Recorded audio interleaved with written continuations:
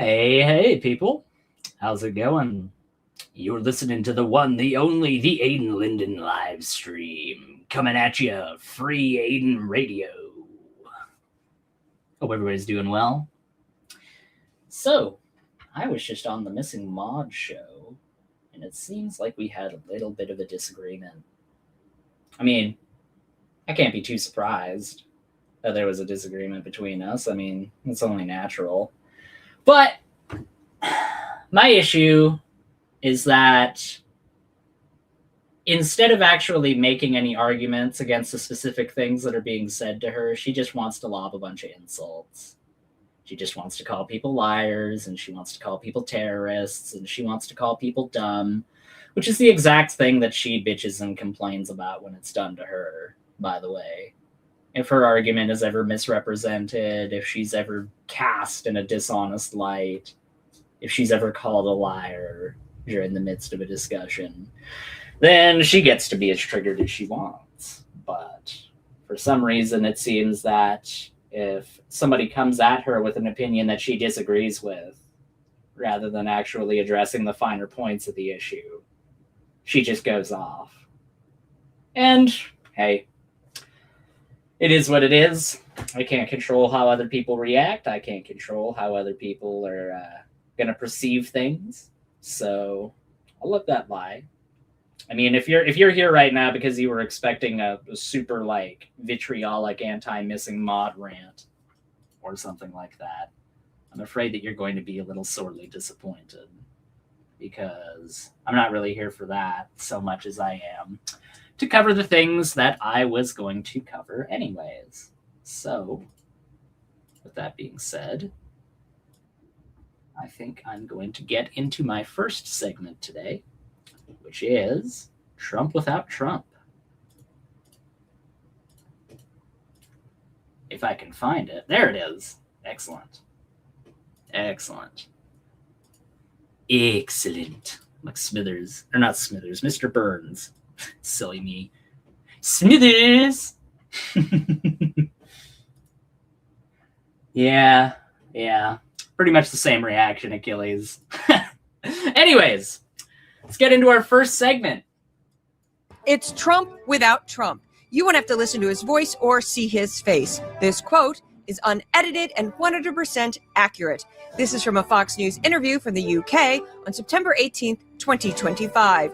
These are the words of the President of the United States of America. Find out, maybe. But in the meantime, we're going to do a big thing with respect to Antifa. It's a sick group. I've been very, very sick group.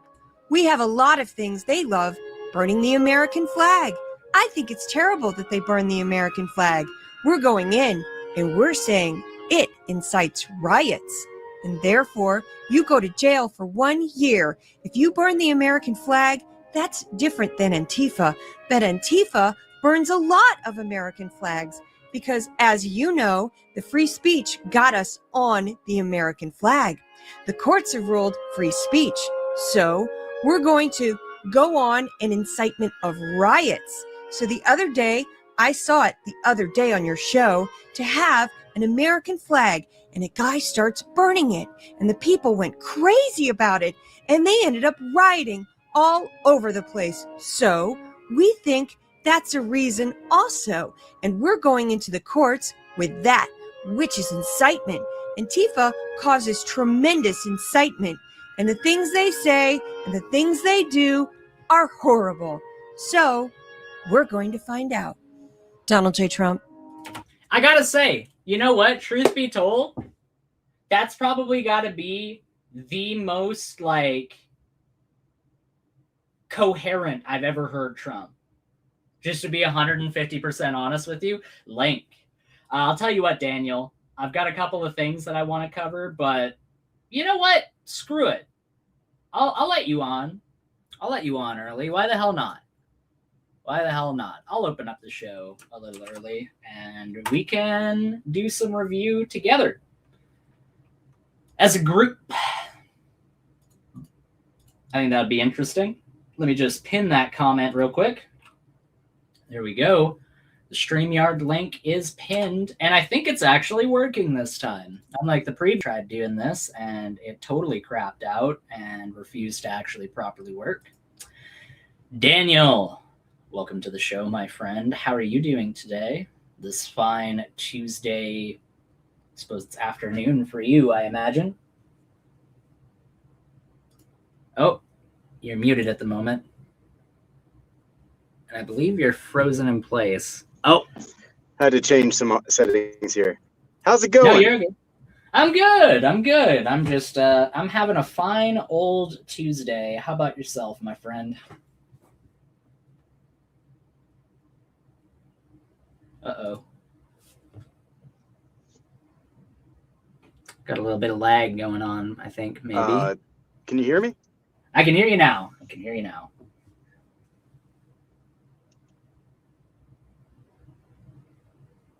Hearing you necessitates you saying things, though. Oh, we've got Achilles on as well. Welcome, Achilles. Hello, guys. Hope you're doing well today. Yeah, physically I'm good. I'm a little disappointed with stuff going around, but let me just tell you that I want to be here in the background and enjoy what you have to present, because I enjoy it every time. So, mic to you guys. I'll try to rejoin. Oh, Daniel, I can hear you. No, I was just about to say, I can hear you. Yeah. So just building trying to fix some LEDs, just soldering some stuff, and just listening in. If you need me, I'll be here. I'm just here to keep some people out. Yeah, you're going to be the stream guard dog. All right. Yep. It's an acceptable role. The Kerberos, double-headed dog. You're a double-headed dog because you're too fat. No, I'm just joking.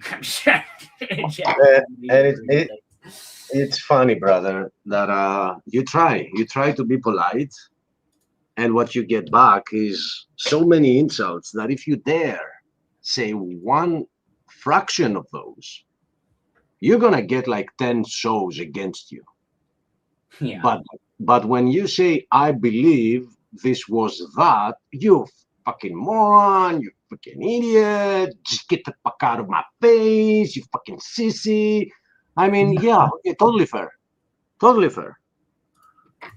And because we had a fallout for a past week, I don't even want to go back to that stream and listen to it, because I was away from my house, and I got in like right at that argument, right when I gave the title of the newest Associated Press announcement that there was no PDF linked to those files, no PDF link. I can actually read the whole thing to you, because I think I misquoted it, to be honest.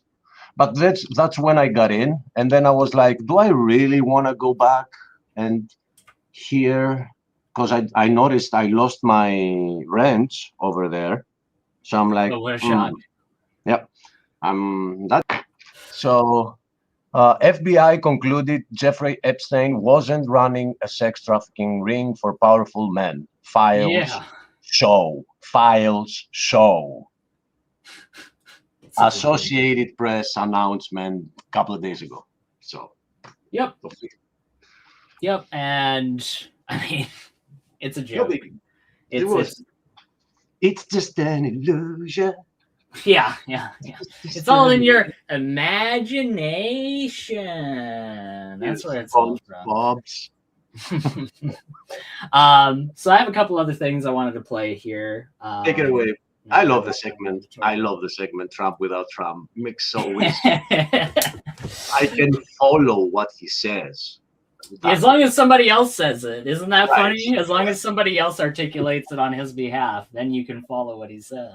Daniel, welcome back to the stream. Before I get into the segments, I wanted to give you an opportunity. Oh, you might want to fix that audio. I think you might be muted at the moment. But I wanted to give you an opportunity to say something before I got into my segments here, because based on the fact that you were asking for the link, I imagine that you probably have a couple of things that you want to say. So I'll give you a second. Be back when Achilles is done crying. Oh, jeez. Come on. God damn it, all of you. All of you. We Can't we all just get along? We cannot Daniel, hear you, Daniel. You. Unfortunately. Yep. There was a brief period where his audio was working, yeah, and then it stopped working. But you're gonna turn experience to know when they can hear you, but they can't talk, because he seemed to be responding to you. So that's an indication that he can hear you. The worst thing is when they come in and they can't hear you and you can't tell them what to do. That's even worse. Daniel, you're still off. We can't hear you. I can lip sync. You can lip sync. Daniel is trying to talk. I love Trump. Sorry, go ahead. You can use your mouth. I will be the voice. Yeah. I love Trump. Trump is the best president in the world. Everything Trump does is automatically great, and I am uncritical of it because I am a Republican. Even the screen froze, dude. Yeah, it's getting a little bad. Mr. Logo, welcome, and another version of Daniel. I think it's finally works. Can you hear me this time? Yes, I'm gonna keep Frozen Daniel on here just as what is better than one Daniel? Two Daniels. Frozen Daniel. Hi, Aiden. Hello. Hi, guys. Hi, Mr. Logo. Hope you're doing well today. Hey. Hey, Daniel, did you have anything you'd like to say before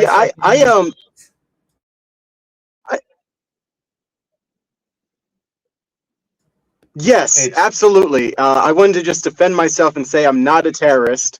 A terrorist is somebody who intends to attack people and cause damage, and that the attack itself is just one of the bifocal nature of terrorism. First, you attack, and then the attack itself is supposed to cause fear in a population to change like policy. So like what I was calling for is protesting for accountability because of the revelations of the Epstein files. And I was suggesting that these protests could be armed, and I mean open carrying, not like concealed carrying, and that would be a deterrent against agitators or the government trying to squash it. So like that was my point. I wasn't saying that people should have an armed insurrection. And I just feel like I'm being bullied a little bit by Missing Mod, honestly. She went on her little tirade about bullying, but like calling somebody a terrorist, and she claimed that she was going to clip me and make me look like a terrorist, which she couldn't do because I never said anything of that sort. So yeah, I mean, all I'll say is that the doublespeak is definitely a little endemic over there. And I've pointed it out a couple of times. She's done the same thing with me, where she'll say one thing and then contradict herself. So I don't know. As far as that's concerned, I've tried having dialogues with her about it, but there's not much of a use in doing that if the other person in that dialogue keeps telling you to shut the fuck up and tries to throw you out of the room because they can't actually deal with what you're saying.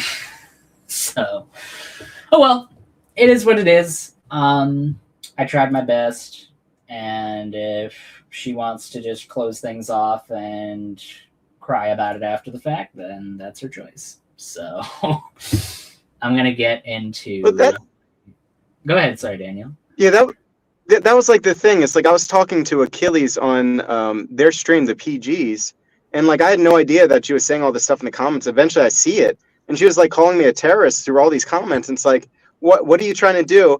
And I think what she's trying to do is like just shut down the conversation, which I think is like, oh, you know, who are you to come in here and police what we're saying right now, you know, and claim that we're doing something illegal? It's perfectly legal to protest and to use your Second Amendment right to be armed while doing so. And I never said to hurt anybody. I was very clear that you shouldn't hurt anybody, you know. So that's kind of my 2 cents. I mean, before I got kicked out, the point that I was making was you know, besides the contemporary, one of the main contemporary reasons why the Second Amendment was around, which was as a means of making sure that there were well-armed white militias to put down slave revolts. The justification for the Second Amendment in a post-slavery America has always been the clause within the amendment that talks about government overreach and government tyranny. So if the Second Amendment is there as a release valve so that people are capable of rising up against a tyrannical government, then why is it that all these people that are pro 2A one moment and pro gun and literally like go so far as to fetishize the notion of owning a gun and shooting a gun, but then all of a sudden when the whole justification for you having that in the first place gets invoked, then you're one of the first people to go, no, you shouldn't do that. You shouldn't practice your Second Amendment right at a protest. It's like, well, if they're not allowed to practice their Second Amendment right to carry a firearm during a protest, then what the hell is the point of that clause in the Second Amendment?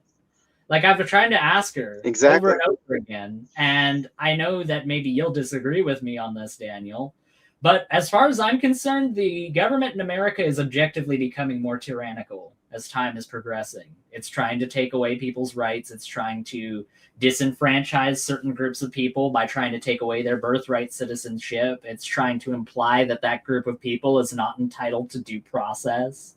They're violating the Second Amendment. They're violating the Fourth Amendment. I mean, there's so many tangible examples of tyrannical policies being enacted by this government. And I just have to ask at that point, what's the level? Like, what is the level of tyranny that it has to get to for when the Second Amendment suddenly does apply? You know, why, like, warrantless wiretapping through the Patriot Act of all of the conversations that you have, check. The allowance of government officials to kick in your door without a judicial warrant, because apparently, according to their own training manuals, you only need an administrative warrant to kick in someone's door. You check. Disarming and murder of American citizens on the street after they've had their guns taken away from them. Check. You don't know, what murder is. Yeah. But like, all these things are happening, and it's just, what is the level of tyranny that it has to get to where you personally, Mod, start going, holy shit, maybe the government is tyrannical, and maybe it is trying to take away my rights, and maybe I should do something about that. Yeah, and I know it sounds mean to call somebody a useful idiot, but a useful idiot has a very specific term, and it was the communists like to use it for some Americans. The idea is idios comes from personal. So like, you are in your own world and you're useful because even though you're not tied to the ideology of communism, what you're saying is benefiting the communists. So in this case, I don't think Missing Mod is like necessarily trying to bootlick, but like in her mind, Epstein doesn't affect her. You know, it's like, it's about the kids. It's not about her. So she's being a useful idiot by saying like, you can't go out there and protest with arms because I don't think it matters. You know, right. And I think it really does matter. It matters to all of us. It unfortunately is something that I've talked about before. It's because it's not personally affecting her right now. Until it actually does personally affect her life, until somebody she knows gets, unfortunately, abused by one of these people, or she gets abused by one of these people, or she gets her rights trampled upon, then it doesn't seem like it's all that relevant to her or that it matters. And that's fucked up, in my opinion. You should absolutely advocate for the downtrodden in society and the little guy and look out for their best interests, because you never know when you're going to be the little guy. You never know when you're going to be the one in that exact position. So it kind of benefits you to look out for those people. Welcome to the show, by the way, Dustin. Mr. Logo, yes, please go ahead and say something. Aiden, do you know the movie The Wave? No, I do not know that movie. That's a movie about, I think many people in USA know about that. Big Bad Mama knew it. That was an experiment from a teacher who was teaching about Third Reich and about how, and his students asked him, how could that have formed? Were all people playing along? So they asked questions. So then he started an experiment to build up a society in a limited space that is exactly like that. He started with saying, we want to be better. So sit up straight, stand up when I'm coming in, right? So he was training them in some kind of, and then it went out of hand almost, right? They were able to stop that, but this kind, and there was also a character, and they made a movie about that. And in that movie, there's a character who is exactly like, as you said, he's kind of at the edge of that. He's not liked. He's also sometimes bullied, right? But within that society, he's subjectively doing better because he's willing to do the bidding and the dirty work of that regime, so to say. Right. And I don't know. That's how that abuse starts. And the reason you don't know about that film, Aiden, is because it's a German production. So look it up. Is it? I thought it's a US movie. I think if I recall correctly, it's all in German. It's a German production. I watched it like, I don't know, 15 years ago or something. So I don't remember. But it is very interesting, Aiden, how this social experiment goes out of hand. And people are so ready to become exactly what 1930s Germany was. It is so interesting. I mean, I think that the way that, unfortunately, I think a lot of people on the right have this idea that, the government isn't becoming more fascist and exhibiting fascist-like tendencies because where are the people goose-stepping down the road? You know, where are the concentration camps?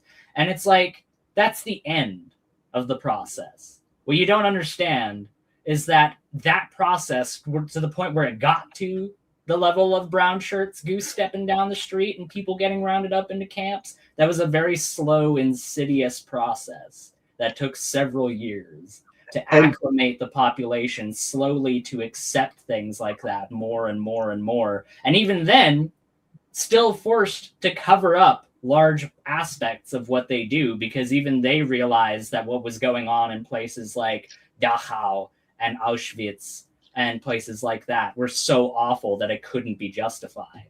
And the same thing is true of this administration. Look at the fact that they, right after the assassination of Charlie Kirk, they ended up removing information on the Department of Justice website showing that political violence is not something that's isolated to the left. If anything, political violence is actually committed by people on the right more often than it's committed by people on the left. And they just wholesale removed that article from the Department of Justice website. Why? Because it didn't suit their narrative. Now, I wouldn't say that that's on the same level as Auschwitz, obviously, but that's just the thing. That gets back to what I was talking about before. It's insidious. It's a slow creeping process that slowly acclimates people to these things. Yeah, I just looked it up. The 1981 movie is a US production. TAT Communications Company is the production company. Network ABC. 4th of October 1981. Oh, I've watched the more recent is a German movie, I think. Okay, yes. Okay. I didn't know it was that old. It goes back to the 80s. I didn't know that. And Aiden, the thing is that the difference that we have with back then is we know of that history, so we should be a little more informed than the people of Germany back then, right? They didn't have like 100 years of books and stories written about what happened. We do. And second, we actually see concentration camps right now in the US, surrounded by crocodiles. For the love of God, you do not see concentration camps anywhere in the US. Stop saying that. That's retarded. That's not what's happening. It's your president that announced them, my little brother. So is he a liar? They're not concentration camps. They're detention centers to remove illegals. For the love of God, stop painting things like they're not. We're not Nazis in this country. That's Ukraine. That's not here. The reason is they are in El Salvador, not in USA. Sure, you can outsource them, right? But they are not less. I mean, they are outsourced CCs, right? Yeah, I mean, like, You can hide them from. I mean, they're back in the day. They used different methods to hide them. The Treblinka was camouflaged as a train station, right? That is true. So they could not outsource them that much because they did not have many overseas friends, right? They built them in Poland or something. If anything, the argument that could be made as them for a class is that they are being subjected to a form of indentured servitude, as time is money, and they are serving time while they are in custody, thereby allowing for a dollar amount to be a penalty for the judge to consider whether or not they want to pay that dollar amount if they were to be later overruled in the future.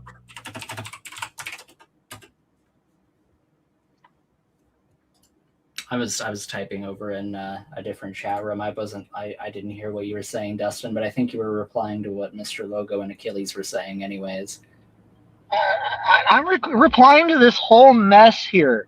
Look, you guys have a gripe. You have a bitch. This is true, right? I'm not saying that you're 100% wrong. There have been atrocities committed. This does not make us Nazi Germany. Stop fucking framing it like that. That's horseshit. I wouldn't say that you're Nazi Germany right now. I would say that you're going down that direction. I would say that you're certainly moving more and more towards normalizing things akin to those sorts of things. Yeah. So we should just welcome out the welcome mat to all people around all the planet and let our social security and welfare systems get tapped out until there's nothing left for me by the time I get to that age? Thanks, Aiden. I appreciate the advice. I'm going to go a different direction. Thank you. Well, that was a great refutation of an argument I never made, Dustin. That was really good. That was a slam dunk right there. Yeah, nobody said you are like 1930. And Germany was not Nazi in 1930. It was in 1933, right? Right. Or 1925 or something. And these were also economic issues, like economic problems that that kind of a crash at the stock market that had caused that. Sure, there is a difference in terms of Americans were always like against the king in principle, right? They were always directed defend against King George III, right? So that's what their basis was. Germans didn't. They were fine with an emperor, right? And that's why they flocked back to Hitler insofar, right? That is one mechanism. They were yearning for that leader figure like an emperor, right?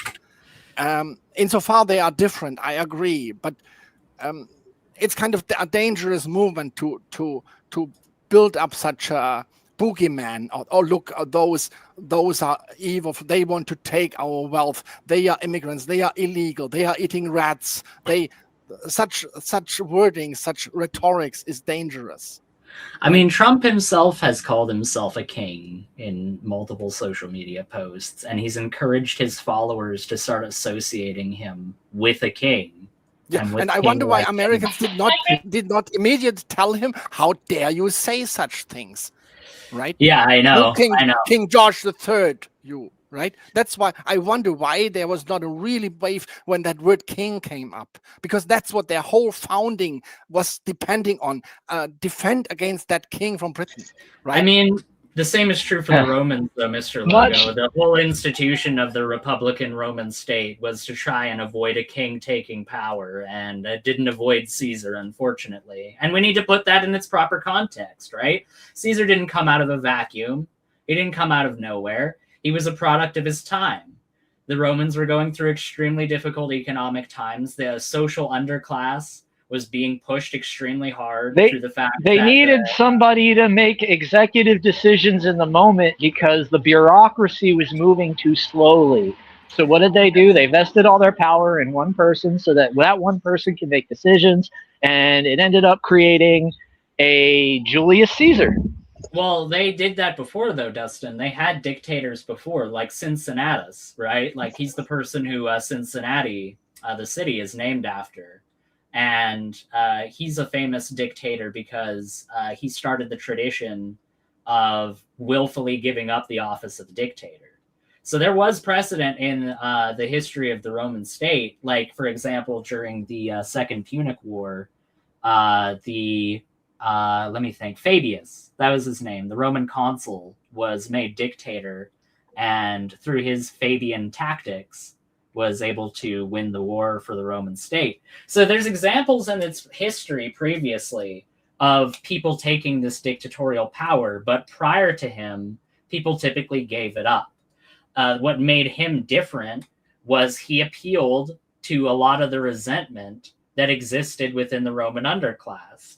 Hey, Roman underclass, it's bullshit that all of you got forced out of your jobs and on your small farms. You all got forced out of that because a bunch of rich slave owners wanted their slaves to come and work that land instead because it would be more profitable, right? Sounds a little familiar. Yeah. The idea of people from another country or other areas coming in and taking a bunch of work from the average person, it does sound familiar, doesn't it? And just like with Julius Caesar, Donald Trump is claiming that he's going to make this big change. He's going to make this big sweeping change. And yeah, much like with Julius Caesar, he'll make a couple of... Your TDS is just too much, bro. Can we just stop pretending like Trump has any... Trump okay, is... If you're not Trump's new on the scene. If you're going to interrupt me halfway through, then I'm going to mute you, okay? I was halfway through saying something. All right? I'm the host of the show. So... with that in mind, yeah, Caesar made some really big, sweeping PR statements about how he was going to free the slave, or how he was going to bring the Roman citizenry, the plebeians, back to the farms and get them their own farms back. But he didn't actually fucking do any of it. He didn't do any of it. History shows that he made a lot of promises, and he cultivated a lot of power based on those promises, but he just used all of that power and authority and influence to enrich himself and try to make himself into a king.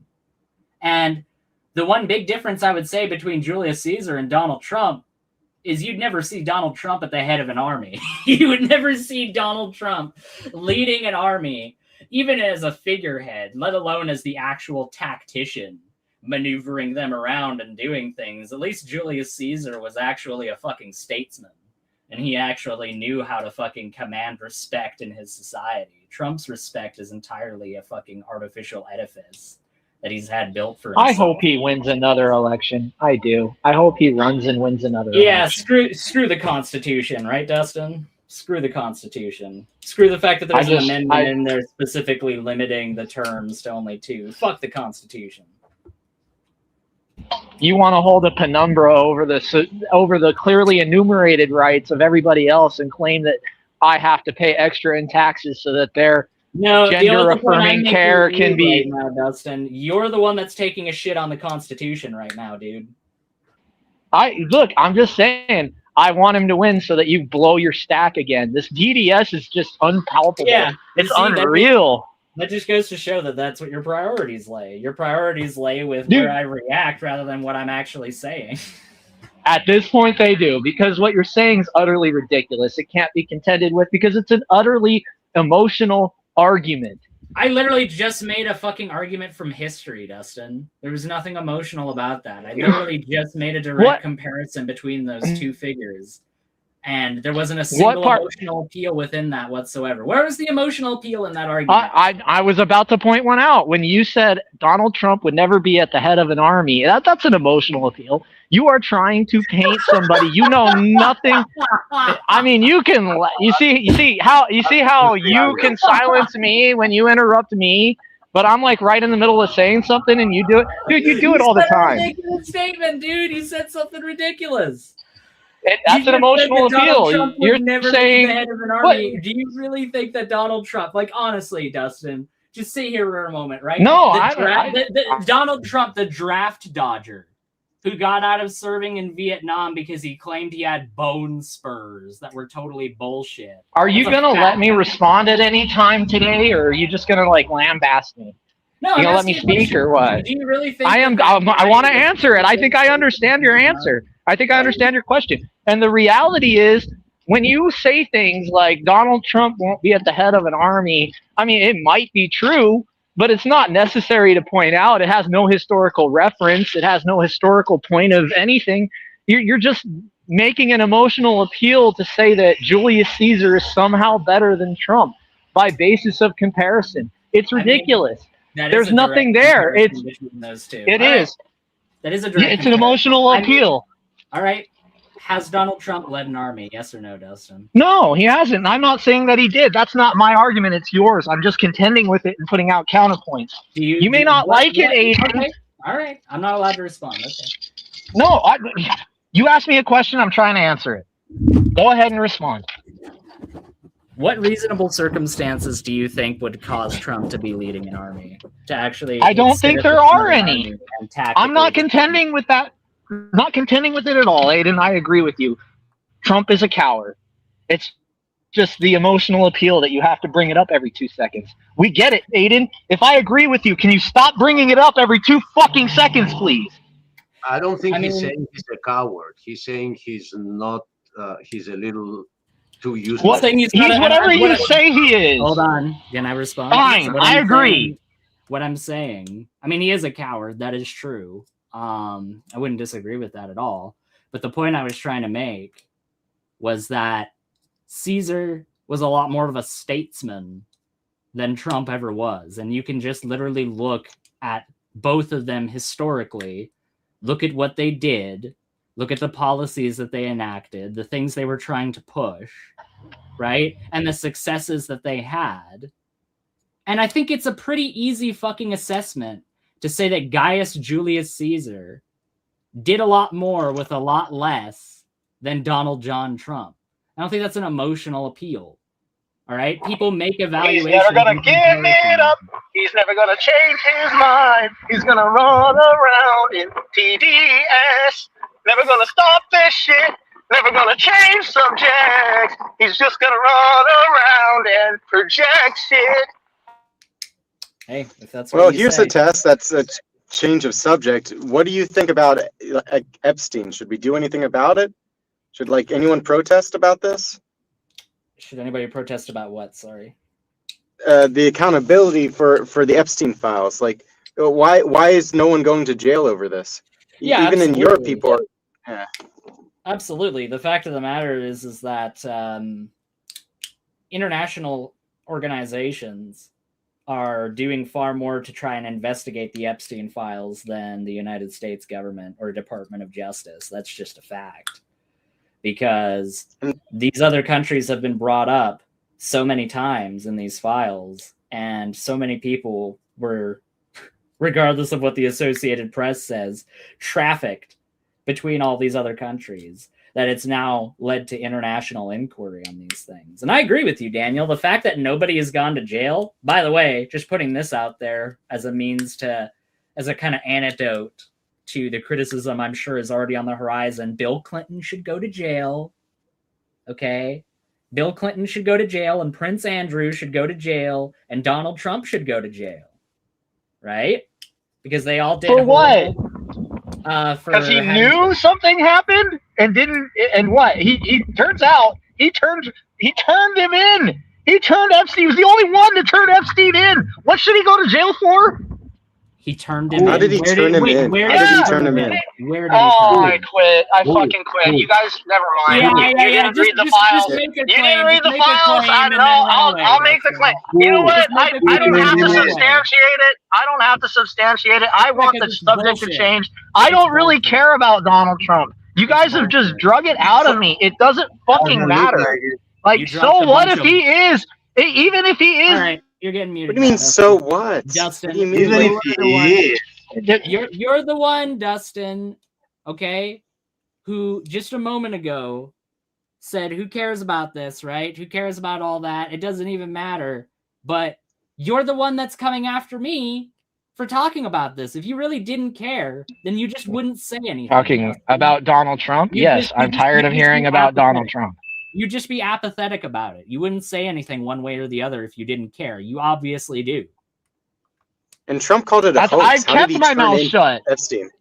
And by the I've way, kept my mouth shut. You can Google this, dude. Where the hell did Trump try to expose Jeffrey Epstein or turn him in? I want you to substantiate that claim. Oh, for the love of God. When he kicked him off of Mar-a-Lago. He did. He didn't. That just came out that he didn't do that. They looked through the files. What are you Well, talking? you need Can to look at the recent news. Show me what you're talking about. Welcome. Show it. Okay, there's news articles that Aiden could pull up right now. I'm in my car, so I'm not going to pull it up. But I just read it today. He was Epstein's best friend for decades. For decades. For the He was his love of best God. friend, right? Look, I voted for Trump too, but I'm not going to cold hard and pretend he's some kind of hero. I'm done talking about Donald Trump. Well, then he's the president of the United States. Relevant. Then shut the fuck up about it. He's the president.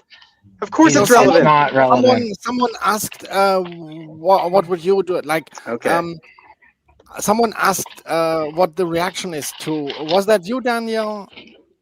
Well, let's say as a first reaction, I was also saying like those should be punished who are involved in that, right?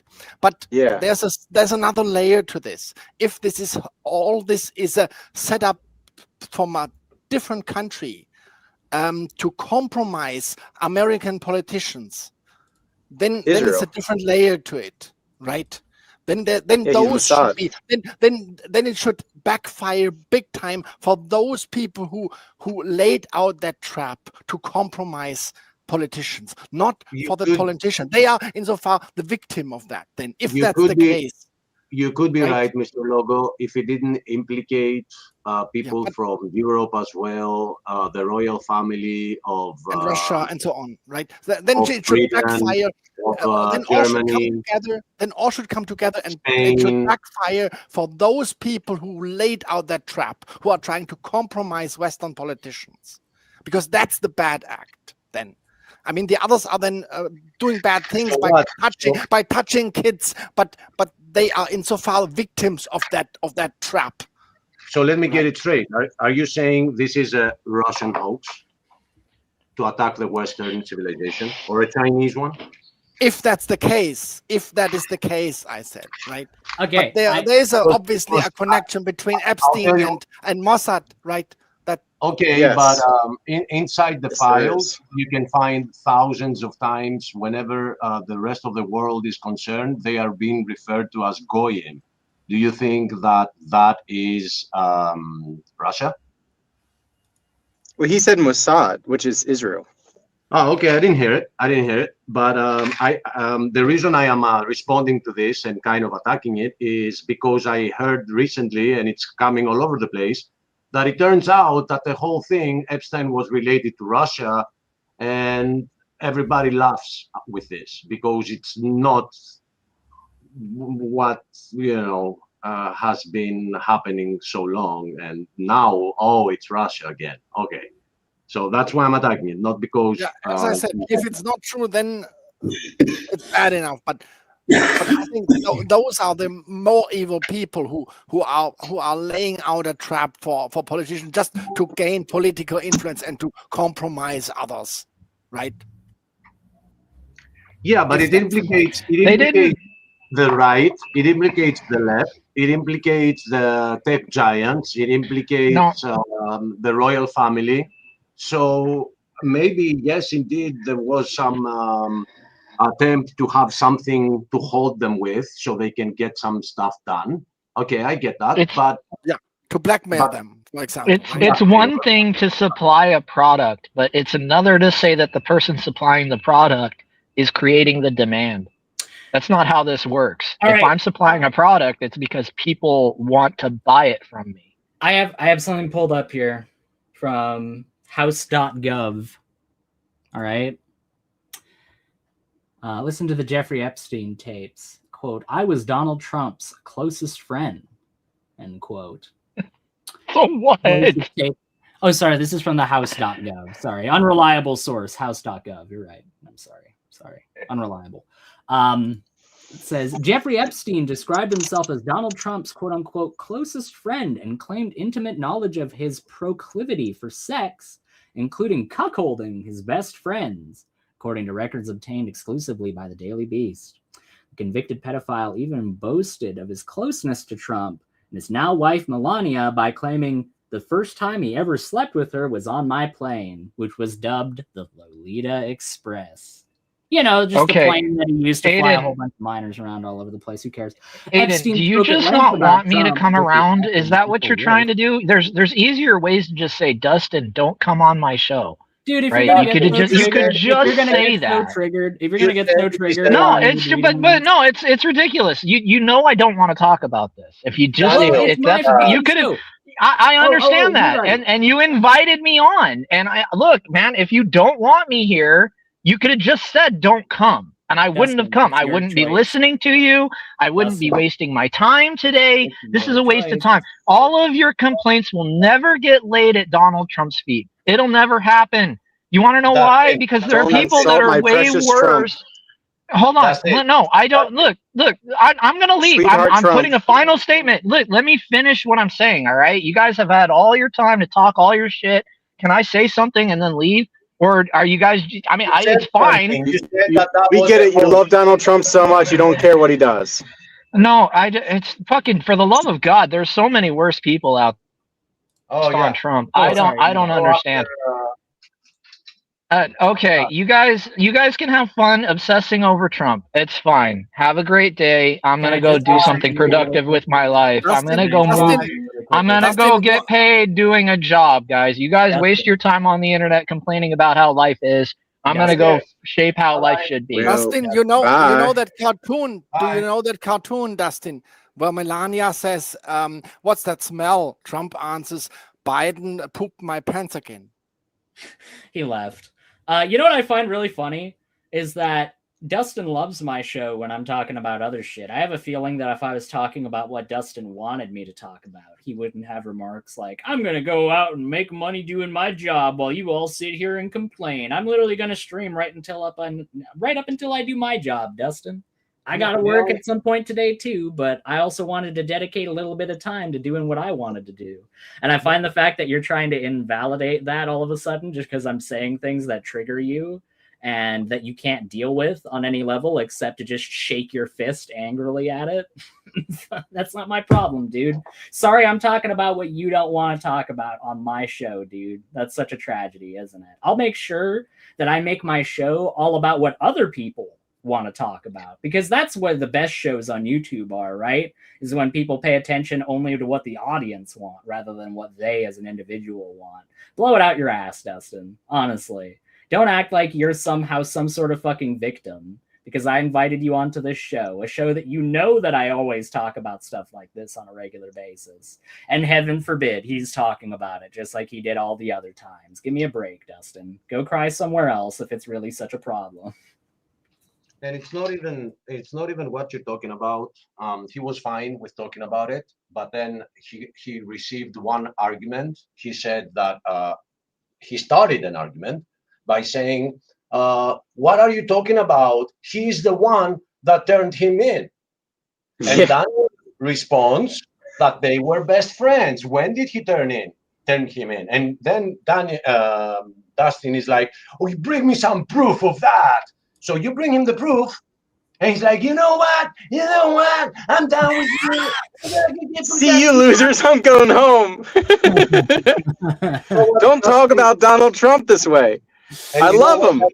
If you're listening, brother, you are right. Trying to convince some Americans about some stuff, it's completely unproductive. Like, we know it ain't working, but we're still trying. Hey, I'm an American who voted for Donald Trump. I'm a conservative, and I can see that Donald Trump, he was friends with the guy, and he never kicked him out of Mar-a-Lago. He lied about that. That's what just came out in the files just recently. And when you guys see like the kind of redactions that are out there. Sorry, go ahead, Pixie. No, sorry. I thought you were done. Please keep going. That's why I stopped. Please keep going. I'm pretty much done. I don't worship Donald Trump. You know, I worship Jesus Christ. And if Donald Trump does things like diddle kids, I'm going to be against him because I'm not crazy. Based. Okay, well, I can't stay. I would say it's because I'm working, but everybody knows that's a lie. It's because somebody on this panel drives me up the wall. But that link that I dropped earlier. You dropped a link. Yeah, well, I tried to get it to you Gmail. here, but it won't let me drop links here. But I dropped it in mods and told you to look at it, and then I tried to drop it here, but I can't drop links here. Anyway, you can do it in the private chat. Okay, somebody put together, like, as the Epstein files get released, they keep adding to it, but they made it look like a Gmail account. So you can go in there and you can see like his emails from his Gmail, his Ymail. You can go into like chats with different people. You can search it, all of that. And that's the link I kept trying to give you. Gmail, World, yeah. Dot world, yes. And you can see the email for yourself. Jmail.world is where it's from. Okay. Yes, that's what I kept trying to give you. It's insane. But on that note, I'm gonna jump down and listen. Yeah. Thank you for that link, Pixie. Yeah. Yeah, no problem. Later days. Cheers. Achilles, I know you sent it to me first, but also I just wanted to congratulate Pixie. Anybody who shares that link, I got to give a high five to. I don't care. It doesn't matter. What matters is that we need to at least expose these things, whether it hurts our personal idols or not. We should stand for the children. They don't have a voice. And at some point, I heard. I was watching yesterday Redacted, and I don't know if you guys are watching that. It was a conservative show. So under the Biden administration, they were all like attacking about stuff. And I was like, okay, I want to see if they're going to change when they have a different government. And to my surprise, they didn't. So kudos to them. It is called Redacted. So they had an interview yesterday of, I don't remember her name, the woman that was a front for the government of Trump, but she resigned. Who said that one of the reasons I resigned was the files, because Trump told me to not go through with it after our promises, because his personal friends will get affected by that situation. So that comes from, I'll tell you her name, I think Taylor. Let me see. I was yesterday, Marjorie Taylor Greene. All right. So you can watch her whole interview on Redacted on YouTube, and you guys need to subscribe to that channel. Check them out. Yeah, for sure. I'll have a look at that. Absolutely. Yeah. By the way, everybody out there, just real quick, Wildheart.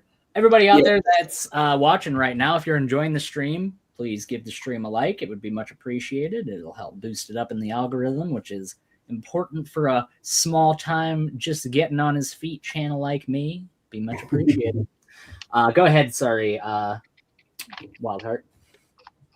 Yeah, I was just going to say I won't check out that channel because I really don't care. But that's my problem. Yeah. Are you ready? Did you hear that? I'm sorry. I heard that. Yeah. Are you ready? Yeah, I'm sorry. I was fetching the link for you guys for the interview, and oh man, stupid Windows 11 copy paste stops working at some point for some stupid reason, and now it doesn't work. I need to restart. Thanks, Billy. Thanks, Billy, who is in the files. All right, I'm going to play something really quickly here. I'm just going to reply to Mod really quick.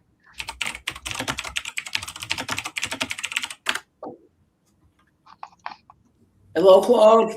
Good to see you. A message, Mod. Mod is having a convert sinners to Jeebus day. Maybe, mayhaps, it might be true. Did you guys open the terrorist meeting with a prayer? No, as a matter of fact, we didn't open it with a prayer. Probably because we're not terrorists, but that's okay, Mod. We love you even if you are objectively wrong about this. We love you anyway. Yeah, Yeah, well, you know what? I'm going to read a little bit more of what I pulled up there really quickly, just because it's a little relevant to what we're talking about. So, Epstein spoke at length about Trump with the author Michael Wolff in August 2017, 2 years before being found dead in his jail cell. Wolff was researching his bombshell bestseller, Fire and Fury, at the time. The recordings cast more light on Trump's long relationship with Epstein and will add to debate over the character of the Republican candidate, especially his attitudes and conduct towards women, just days before the election. The tapes tell Epstein's version of the relationship between two former friends and their very different paths. One toward infamy, prison, and a sewer slide. The other one toward power, the Oval Office, and his own criminal conviction for paying hush money to a porn star. Trump's camp referred to the tape's release as false smears and quote-unquote election interference. So yeah, this is all available. This is called Listen to the Jeffrey Epstein Tapes. I was Donald Trump's closest friend, and this can be found on house.gov for anybody that's curious about that. Just to give a little bit more. Just got one question for you, Aiden. Yeah, what's up? What federal building are you going to blow up first? You know, the White House is the obvious one, right? It's the low-hanging fruit. But you've done that before. You have to be original. Exactly. I'm thinking that, you know, like, it'd be pretty unbased to blow up the House of Representatives because it's like the closest analog to something vaguely akin to public representation. So it'd probably be the Senate, honestly. It'd probably be the Senate, if I had to be totally real with you. If I had to pick one. Dustin, don't talk about Trump. He's the freaking president, for God's sake. I know, Big Bad Mama. I know. But you know, Big Bad Mama, some people legitimately do just want to shove their heads into the sand and want to plug their ears and just ignore it. And what they don't realize is that if you just do that willfully, don't get me wrong, if you're somebody that just doesn't know any of this shit, if you're just living under a rock and somehow haven't recognized everything that's happening in your country over the past few years, then maybe you have some semblance of an excuse. But for the other 99.9% of the population that is listening and is paying attention, but is just pretending not to, yeah, you people are complicit. Sorry to say, but it's true. I'm not trying to act like you're just as bad as the people doing those things, but it's objectively true that you're complicit if you're just going to act all apathetic towards all the injustice that's occurring around you right now. Something tells me, Dustin, if it was you that was facing that injustice, if you were the one getting gaffled up and deported, so you would probably have something to say about that government. You'd probably have something to say about the person running that government. And something tells me that you would care a lot more. But until it affects you, it just doesn't matter, right? Well, I have a newsflash for you. It's eventually going to affect you. It's eventually going to affect everyone on one level or another, all right? Just because you're the right ethnic group doesn't mean that you're safe, Dustin. Doesn't mean that they're not going to mess with you at all. You're still somebody that's unhoused. I'm not bringing that up as an attack. I'm bringing that up because you're viewed by people like that as a leech. You're viewed by people like that as lower on the social totem pole. And you'll rightfully make the counter argument, I'm not a leech, I work my ass off. Yeah, absolutely you do. But you're not wealthy, Dustin. And for the National Socialists who care about corporatism and who care about consolidation of wealth for the top 1%, you don't matter to them. All right? You're irrelevant to them. So the fact that you're sitting here trying to defend them and make arguments for a group of people, I found that to be so funny. One of his criticisms was, you're never going to actually make any criticisms directly to Donald Trump, Aiden. Not a single one of your criticisms is ever going to be laid directly at the feet of Trump. And it's like, yeah, not a single one of your defenses is going to be laid at his feet either, Dustin. You constantly carrying water for him and trying to make excuses and trying to defend him. He doesn't give a fuck one way or the other. He doesn't know that you exist. So I don't really get that as a basis of criticism when it applies just as much to you. BS is the funniest guy on YouTube. Can we all just take a second to acknowledge that fact, please? Yeah, that is true. I agree with that. Do I need to bring a gun to get what I want? No, you only need to bring a gun if I'm acting tyrannical. Like if I threw you out of here just for saying something that I didn't like, that would be tyrannical, and you should probably bring a gun at that point. Oh, wait, if I'm being tyrannical, you should just stay home and wait until a non-existent vote happens, right? Missing on. Now you're getting it. And yeah, Insofar- BS is the funniest guy on YouTube. Yeah, He is quite funny. Yeah. Yeah, insofar, Aiden, you are right. Like, we should not think that autocrats will not go after their own supporters, even. And there's an example in history about that, right? That so-called Röhm plot. Right. Who was Röhm? Ernst Röhm was the leader of that SR, of that Sturmabteilung, right? And Hitler then got rid of him. Right, he was in charge of the brown shirts, and wasn't they he? were the oldest friends, even, right? So autocrats are very fine with going after their own, even long-term supporters, right? That's the most extreme case, I guess. Big Bad Mama says, regarding the Epstein files, only 2 people have been tried in the largest sex trafficking case in U.S. history. Expose them all, Democrats, Republicans, everyone. Exactly, Big Bad Mama. And that's what I'm saying. Every single 100%. I don't care who the fuck it is. I don't care if Bernie Yeah. Sanders is on that list. If Bernie Sanders was on that list, it'd probably make me cry a little bit and lose even more faith than whatever diminishing faith in humanity I still have left. Probably make me cry a little bit, but I'd still go, well, I guess Bernie's a piece of shit too, guys, because what else am I left to do except acknowledge that for what it is? But last time I checked, Bernie actually has principles, so I'm pretty sure he's not on the Epstein list. Them guys need to try harder. What do you mean? B.S. Lewis is definitely funny. Oh, undeniably. B.S. Lewis is the greatest. I love his channel. I was so giddy with excitement when he offered me a co-host. He was like, do you want to do a co-host on my channel? I was like, oh shit. This is like our community's version of like Jimmy Fallon, except, you know, the funny version of Jimmy Fallon. And he's like, yeah, come on my show. Hell yeah. Turdy Sanders. I heard that one. 2016 called mod. It wants its joke back. Turdy Sanders. Come on. Come on. Come on. What am I going to click on next? Alex Jones denying the Sandy Hook shooting? Like, is that really the era that we're going back to now? Oh my gosh. All right. I did say I was going to play some videos, though, and I do want to do that. So let's get into them. Unless, Wildheart, you were trying to say something a little bit ago. Do you want to say something, or do we just get into the videos? I don't want you to go. Play the videos. I was just coughing, basically. Yeah. Cool. Hope you've been doing well, by the way, Wildheart. I haven't seen you in a minute. Hope you're doing well. Yeah, I'm doing good. I was in hospital for a bit, but I'm good now. Yeah, doing better. Yeah. Good. I'm really happy to hear that. Alrighty, let's get into this goodness, this video goodness. And unmute it. There we go. Italians in Minnesota were ordered to pay $2 million for charity fraud after misusing donor funds to pay for portraits of themselves, business advertisements, and sports. Sorry, my bad. That was Trump. Shit. That was Trump. That was his. Yeah, that was his nonprofit. That was his charity fraud that he was held accountable for. Shit. Sorry, my bad. Yeah. But isn't it interesting, Paul? I don't know if you saw that the convicted fraudster, Amy Bach, she's the one who looks like she's going to go down for all this in Minnesota. She's a white lady. Yeah. Yep. And all of a sudden, we're not hearing any more about this. So, which is so true, by the way. That whole Somali daycare scam that you heard about all over the place, that people like Terry were trying to perpetuate on her channel.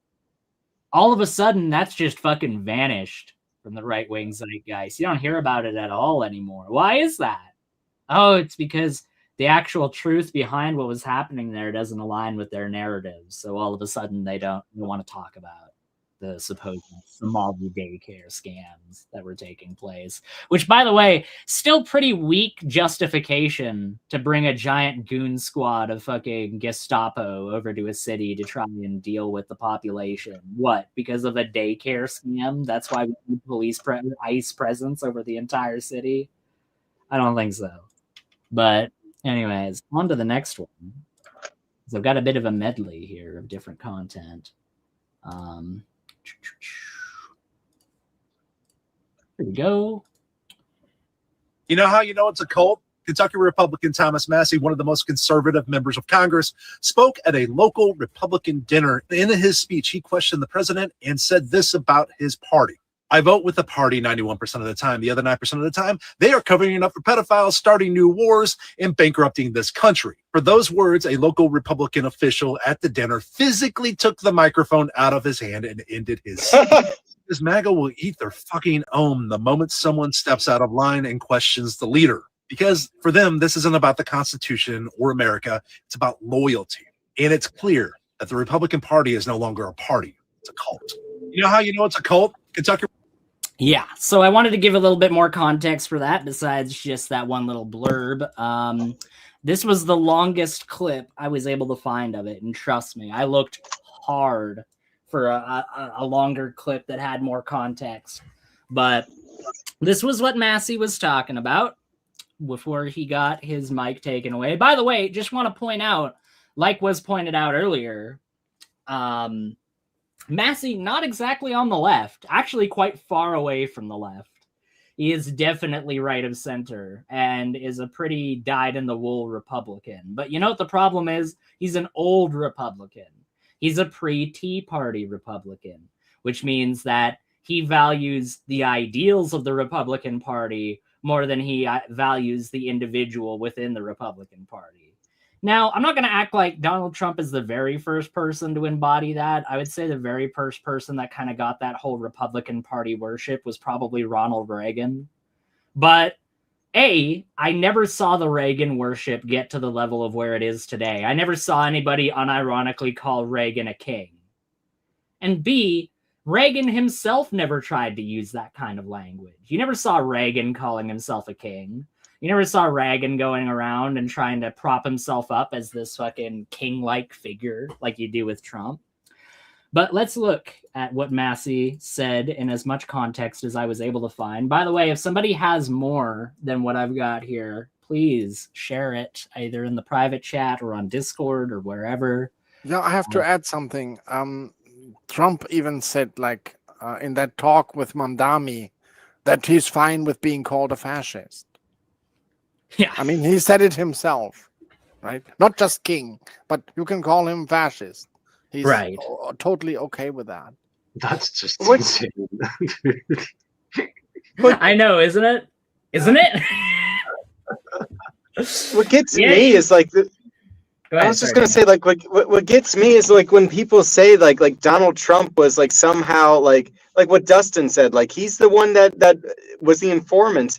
And I'm like, Donald Trump literally said that this is a hoax, that anybody who believes in the Correct. Epstein files is a bad person. Correct. Like, how do people not put these two and two together? I feel like I live in the bizarro universe. Like, I vote for the guy, I'm a Republican, but this is insanity. I mean, you voted for him before there was definitive evidence that he was doing this sort of thing. So I can't hold you to the same level of account as somebody that's still trying to carry water for him. Go ahead, Achilles. And he did that after benefiting from that market of votes of people that wanted the truth about the issue, right? I mean, it can't get any worse. You could have told us it's a hoax from the beginning. Don't make a campaign that I'm going to release those files and then say, no, they weren't right there. Yeah, it's one of those things where even under the most favorable interpretation you could have for Trump possible, he's still a liar. He's still lied. And it's like, okay, well, given the fact that there was over 33,000 documented cases where Trump lied during his first term, are you really all that shocked that a chronic, proven liar lied yet again? And that's the best interpretation, but that's definitely not what the evidence seems to have bared out. The evidence is that, oh shit, I'm all over the place in these things. I'm literally in the files mentioned more times than Harry Potter is mentioned in the Harry Potter series. This is really bad, folks. This is really bad. We gotta cover this up. It's a Democrat hoax, ladies and gentlemen. They're not even real. Then Jesus is mentioned in the Bible, right? Yeah. Might as well rename them to the fucking Trump files for how many times he's mentioned in them rather than the Epstein files. But hey, whatever. Bill Clinton's mentioned a few times, so let's go after him and focus all on him. It's like, okay, yeah, Bill Clinton's a piece of shit too. What now? Obama. Obama wasn't even in the files. What are you talking about? You're a terrorist. It's like, okay, bro. Okay. Now comes the insult. If I may bring up another thing, I heard yesterday on the PG show that we were talking about this with Daniel. Somebody, I don't want to name them because it seems to get super personal when you name them, said that I said what we have so far by the government, and by the way, we still are missing 3 million emails. I'm just throwing that out there. Correct. Okay. So what we have received there are a lot of videos, and everything that implicates children and stuff like that, it is redacted. It is a black box. So we have this video of Epstein running around his table with a lot of black boxes around. He's handing the black boxes around. Have you seen that video? I've seen images of it. I haven't seen the video itself, though. He's playing with children. And, right. Okay, so he's handing them around the table. He can't cut them and stuff like, hey, I'll cut you, and then you know what I'm gonna do, and stuff like that. So yeah, and it's just running around black boxes because we can't see. And I heard as an argument, the reason this is happening, I shouldn't do the voice. The reason this is happening it is to protect them, and because it is an ongoing case. And I didn't get to respond because other people jumped in. And I want to say, okay, so if you want to defend them, why are all the names of those guilty that have been redacted, but the names of the children are never redacted in the emails? You can literally read the child, the name, the last name. Okay, I'm probably protecting the PDFs. So yeah, okay. Yeah, there's so many instances where the children and the victims are overtly named and they're not redacted. I agree with you. Like, and there's so many instances where the actual criminals conducting these things are being redacted. And it's like, last time I checked, whenever these things are done during a typical criminal investigation, it makes sense to redact the names of the victims in order to protect them. I agree with that in principle. But you never redact the names of the perpetrators unless the perpetrators are under 18. And I'm pretty damn sure Donald John Trump and Jeffrey Epstein and their ilk were a little bit over the age of 18. Otherwise, what they would have done wouldn't have been as horrifically criminal as it is, right? So, I don't know, man. It's one of those things where I heard this phrase the other day that made me want to throw up, the way that Missing Maud always acts like she's throwing up. Oh, you're being critical of the government. I'm going to throw up. I actually wanted to throw up when I heard Terry say the phrase Epstein files fatigue on one of the streams the other day. She said, I have Epstein files fatigue. It's like, oh, God, that's so disgusting. You can go have a fake Department of Justice bath and wash it off. Yeah. It's like the FBI, the Trump-appointed FBI, looking at all these things and finding no wrongdoing. It's like when the police department investigates itself and finds no wrongdoing. We looked at things ourselves, folks. Wouldn't you think the people that did it would be the best people to investigate it, wouldn't they? I mean, anybody ask me, what was I doing on the island? I know the truth, don't I, folks? I was actually there. And you know what? It just so happens that I found no wrongdoing. I did nothing? Yeah, I didn't do anything. That's right. The island doesn't even exist, folks. It's not even there. Mr. Trump, we have satellite images of the island and people actually have physically went there. A Democrat hoax. Obvious Democrat hoax, ladies and gentlemen. Using Chinese satellites. Yeah. It's obvious that the Chinese weather control satellites were remanipulated and used for this horrible thing. With balloons. Yeah. Yeah. All right. Let's watch this though, because I've had this up for a minute. Let me know if you can hear the audio. Listen, Yeah. if you want Yeah, a we can rubber hear it. stamp, if you want a rubber stamp, you can vote for my opponent. If you want somebody who makes up their own mind and does things for you, the chain of command does not go to the commander-in-chief when you are a congressman. You work not for the Speaker of the House. I work for you. Huh. What was it he was saying right before he got the mic taken? And just think about this. This is literally, if you put this in any other context, if you put this guy in like a cult compound saying this exact same thing, the only difference between this and an actual cult compound would be the fact that this wouldn't be recorded and this guy would get dragged out of the room rather than walking out of the room. That's about the only difference. Because listen to what he's actually saying prior to having the mic taken away. Hey, listen, if you want a rubber stamp, you can vote for my opponent. If you want somebody who makes up their own mind and does things for you, the chain of command does not go to the commander-in-chief when you are a congressman. You work not for the Speaker of the House. I work for you. Based. Yeah, as a congressman, you do work for the people. I may disagree with a whole bunch of your politics, Massey, but you know what? At least you fucking came out and said the quiet part out loud, dude. Yeah, you do work for the people. You don't work directly for Trump. In that aspect. That is true. You are a representative of the people. And for you to have your microphone taken away just for saying that, I mean, how much more obvious can it fucking get that this is a cult of personality? That these people are worshiping at the altar of this fucking guy.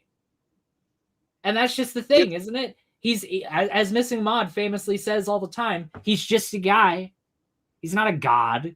He doesn't have some sort of clairvoyance as far as what ought be done with things, and yet he's treated as though he's one. God. Yeah, there's supposed to be checks and balances. So, like, quite literally, what he's saying is constitutionally true. And if he worked for the military, then yeah, Trump is your boss, but not if you're a Senate or a House representative. Yeah. Didn't he give the girls cash? I don't know what you're talking about, Pixie. If you're saying something related to this guy, I mean, all I'm saying as far as what he's saying that's true is that he is correct. As a congressman, he serves the people. He's a representative of the people. He's not a representative of the president. That's true. If he's done a bunch of other fucked up shit, then I'll have no problem calling that out. But even if fucking Donald Trump got up and said, it's your job, Massey, as a congressman. I almost said communist because you disagree with me, and therefore you are automatically a communist. My bad. But as a congressman, you don't serve me. You serve the people. I'd be like, yeah, that's true, Donald. That's accurate. That is, in fact, the case. But no, apparently I'm supposed to automatically disagree with everything that Trump says because it's Trump saying it. It's not because he's the one that represents a giant overreach of power within the United States. Like, he's not working by himself. He's the figurehead of that. But ultimately, he is a representative of a system that I had no problem criticizing even when Biden was in power, right? This false dichotomy that exists within American politics, this two-party system that acts like it's so different on social issues. Oh, you might be able to vote differently on whether somebody can go into a certain bathroom or not. You might be able to vote differently on whether or not somebody gets, DEI, You can vote on all these little social issues, but you can't actually vote on the important things, like whether or not you support Israel genociding an entire group of people in Gaza, right? You have no choice on that as an American voter because the Democrats are going to support them and the Republicans are going to support them, okay? And that's one of the biggest criticisms that I have with Maud on her whole, you can just vote. If you have a problem with the government, then just vote on it and then it'll get solved. Well, that's not really true when there are all of these different issues that exist that the American voter effectively has no choice on.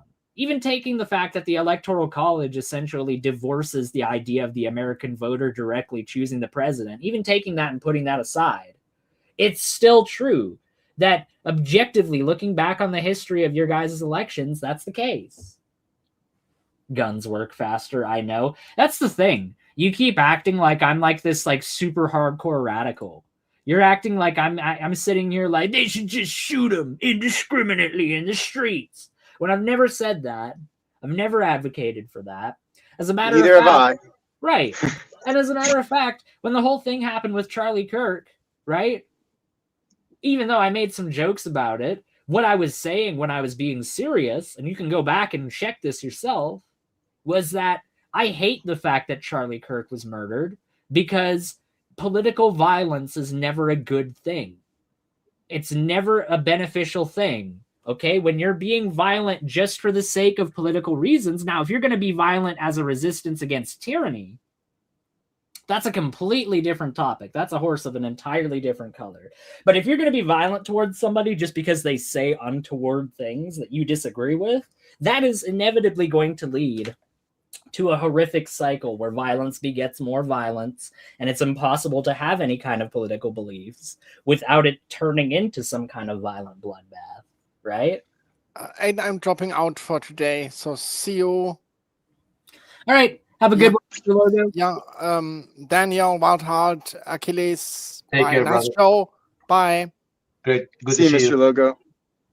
Take care. Yeah, I would say protests ahead. are like a release valve so that we don't Correct. have, a civil war.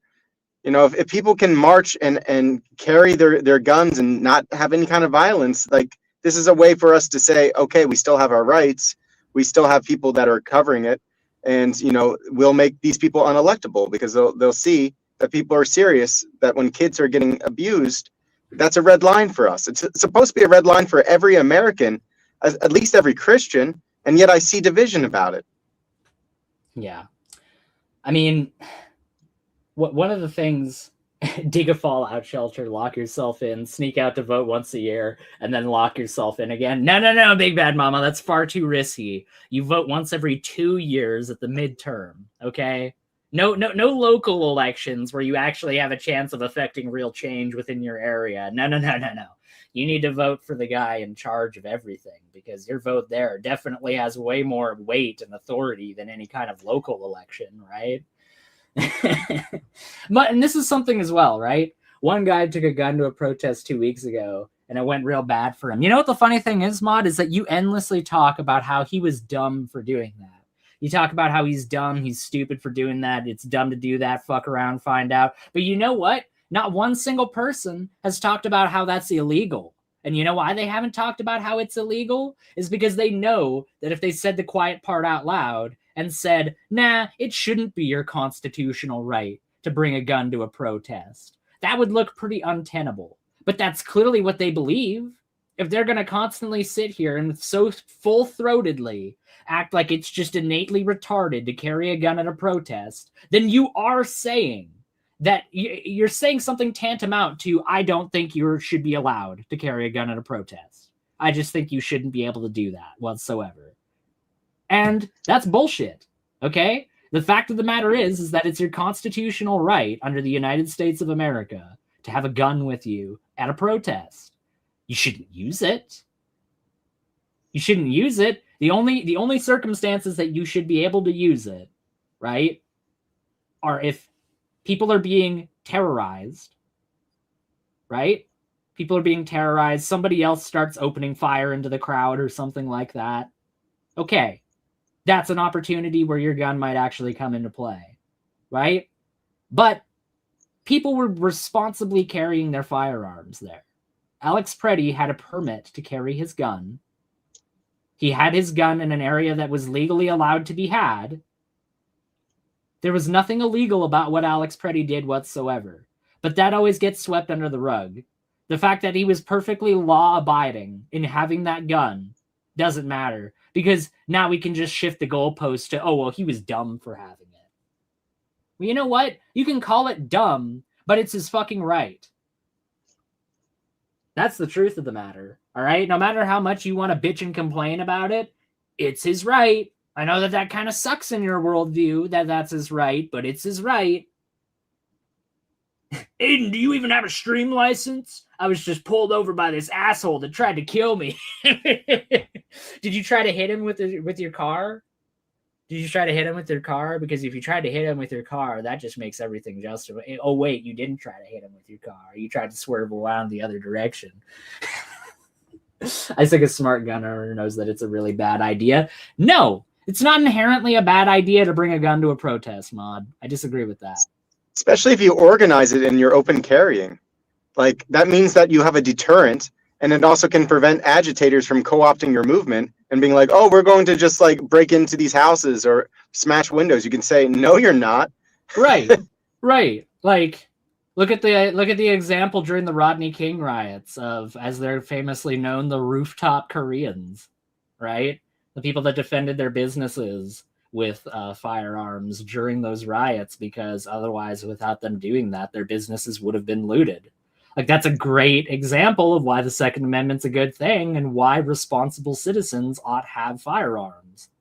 I agree with that wholeheartedly. And oftentimes, again, with the idea of a deterrence, just the fact that you have the gun actually prevents the violence in the first place. Like, I've had self-defense situations where producing the gun saved everybody's life. Daniel, you should go sing or read the Bible. Stop giving gun owners bad advice, says Missing Mod. Do you have a response to that, Daniel? My response is that you can organize these things. I'm not saying like one person go out there, like, which is what I think she's thinking in her mind, is like some lone gunman that's just like going to walk down the streets up to Washington, D.C. I'm saying you create something that's organized. You determine exactly what do you want, what is the end result, and in order to do that, you have to speak about it with other people, which is what I was doing on PG show, and you want to shut it down. Shutting down and the idea to protest against Epstein, like, who are you defending by doing that? You become a useful idiot is my whole point. I'm not trying to say that to say that you're stupid. I'm saying that, like, you are inadvertently defending pedophiles. That's giving you some grace. I'm saying you're doing it inadvertently. I hope it's not overt. But I found it a bit ironic that Go ahead, Achilles. Missing Mod tells Daniel to read his Bible. I just found that a little bit ironic. Can go on, guys. I got shut down for protesting last night. Dum. Steven got scared and banned me. What happened last night? I have no context for what happened. Can I get like a synopsis on what happened? Yeah, Steven didn't ban her. He just took her rents away. And that was because she kept attacking Daniel, myself, the PGs, because we were saying something she doesn't agree with, which you can disagree. But she always takes it too far. She's calling us terrorists. Yeah. You're not allowed to do that. That's slander. That's libel.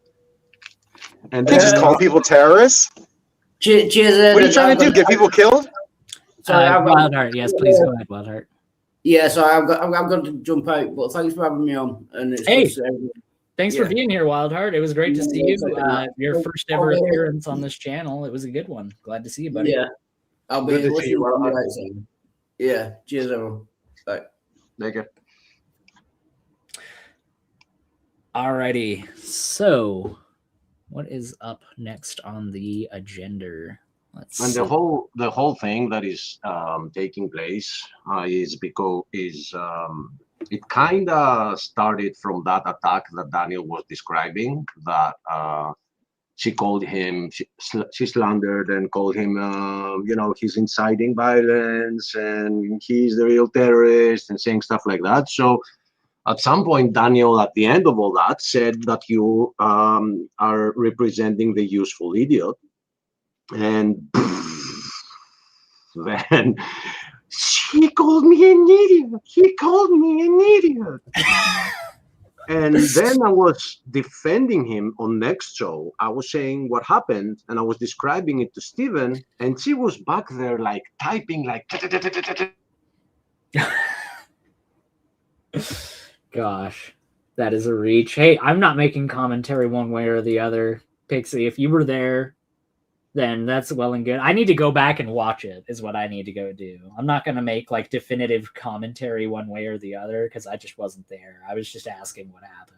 Yeah, Pixie is very objective with Mod, and especially myself. Like, she literally came in at some point when I blocked Mod at your show, Aiden, a couple of days ago, 3 days ago. How far was that? You didn't block her on here, did you? No, of course not. But I blocked her from my site. I have that right. You blocked her from your site. It should have curved your weird compulsion to go on self-righteous rants about her, but I see it hasn't. It's just compelled you to do it when you. It's just compelled you to. It's just compelled you to do it even more elsewhere behind her back without being able to see her response, right? Okay. And don't sit up here. Don't sit up here and support calling people PDF protectors and talk to me about somebody using the word terrorist, taking it too far. Okay, Pharisee, that's a little weird. Okay. And this fake, I stand on this moral high ground, and it's so hard being so moral. It's insufferable. You are whiny, you are hateful, you are condescending, and you're an asshole. You do the very things you complain about. You do the very things you complain about. And you'll sit up here and pretend to be righteous, but you never miss an opportunity for some bullshit passive-aggressive remark. So I'm going to need you to stop talking about other people taking it too far. You're being ridiculous. And you sound like a toddler. Okay. Thanks for your input. Don't everybody talk at once. Goodness gracious. As I was saying, Aiden, no, I wasn't the one that started the show, right? All I said when I was being called a woman for having the beliefs that we were sharing, I defended you, Aiden, as you were saying something about some humanitarian issue, which had to do, I think, with immigration. And she kept calling you a woman. And I said, Aiden will die defending your rights, Mod, and you should start appreciating it. And she called me, she said, oh, here comes the other woman. And I said, okay, Mod, you're pushing it. It's like, what are you going to do about it? I don't care. And stuff like that. You blocked her and then took an entire tour crying about it, just like you're doing now. When? Go back in the chat and see that I'm not the one that deleted that is the first thing you were doing when I got here. The first time I came up and you made a passive-aggressive remark. A second ago when people were talking, you made another passive-aggressive remark. Here you are backing up people, calling people pedophile protectors and pretending that her throwing the word terrorist around was some kind of crossing the bridge too far, and it's ridiculous. So stop. Okay, no, I ain't gonna stop, but what you're talking about is like, I don't know where it's coming from, but definitely not from a mouth. You were not listening. You were not watching the stream again. Yes, I have been. Yes, I have been. And yes, I was there when you blocked her, because when you blocked her, I said, good, maybe that will make you less compelled to type your self-righteous rants at her. I was there when it happened because that was my response to it. Thank you. I did not start a show right after and start calling her a narcissist and whatever with that guy. And I said when I came here today, Achilles, what I said was when I came here today, you were already going on about her. This person that you blocked, that you don't want anything to do with, you were already going on about her. So try again. Do you understand the difference? I got asked. Okay? I didn't go do a stream and attack her as she did with me and then go back and delete all my comments as he did on Aiden's chat. No, but it didn't change anything after. It didn't change your passive-aggressive remarks, pretending that you're somehow so much better, or you have this fake moral high ground. It's ridiculous. It's ridiculous, and you need to stop. Yes, you have. Rewind the stream. Yes, you have. Okay, wait. Let him respond. Daniel is saying that what he was stating was being strawmanned into him calling him a terrorist. That was wrong. She shouldn't have done that.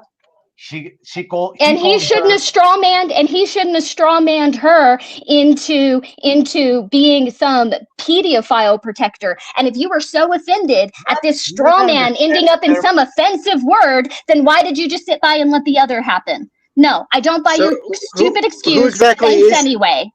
How's that not defending pedophiles when she says nobody can protest against them? I don't think that's what she said. Well, she called me a terrorist for saying that we should protest against them.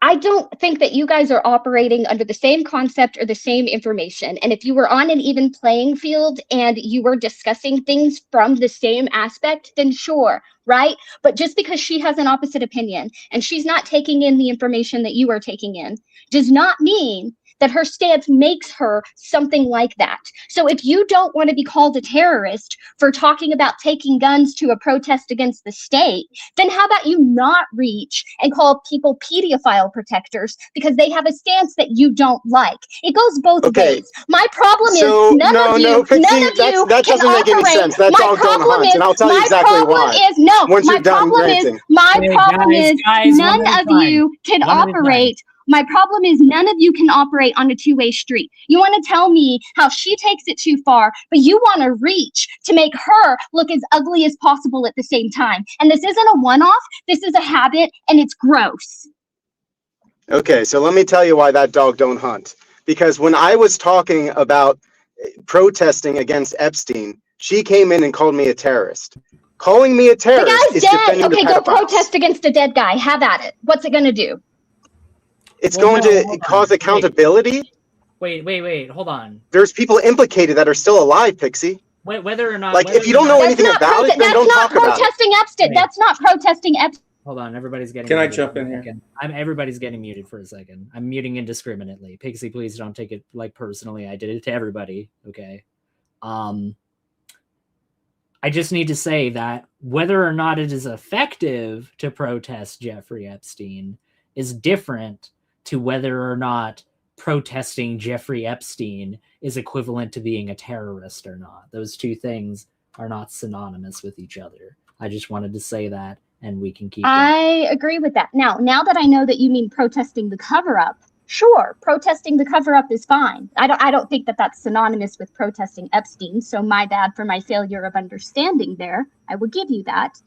However, I haven't heard Maude talk about protesting Epstein at all. I've heard her say, do not take guns to protest ICE, because ICE clearly has no problem killing you, and maybe you don't want to sign your own death warrant by jumping on a live grenade, right?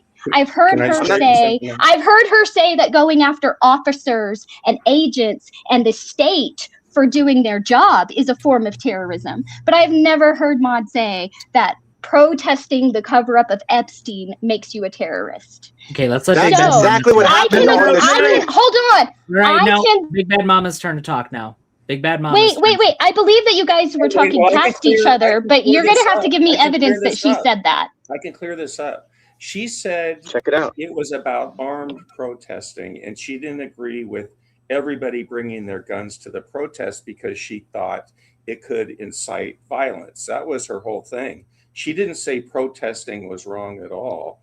Thank you, Big Bad Mama. I don't agree with calling people pedophile enablers. I just fucking hate that.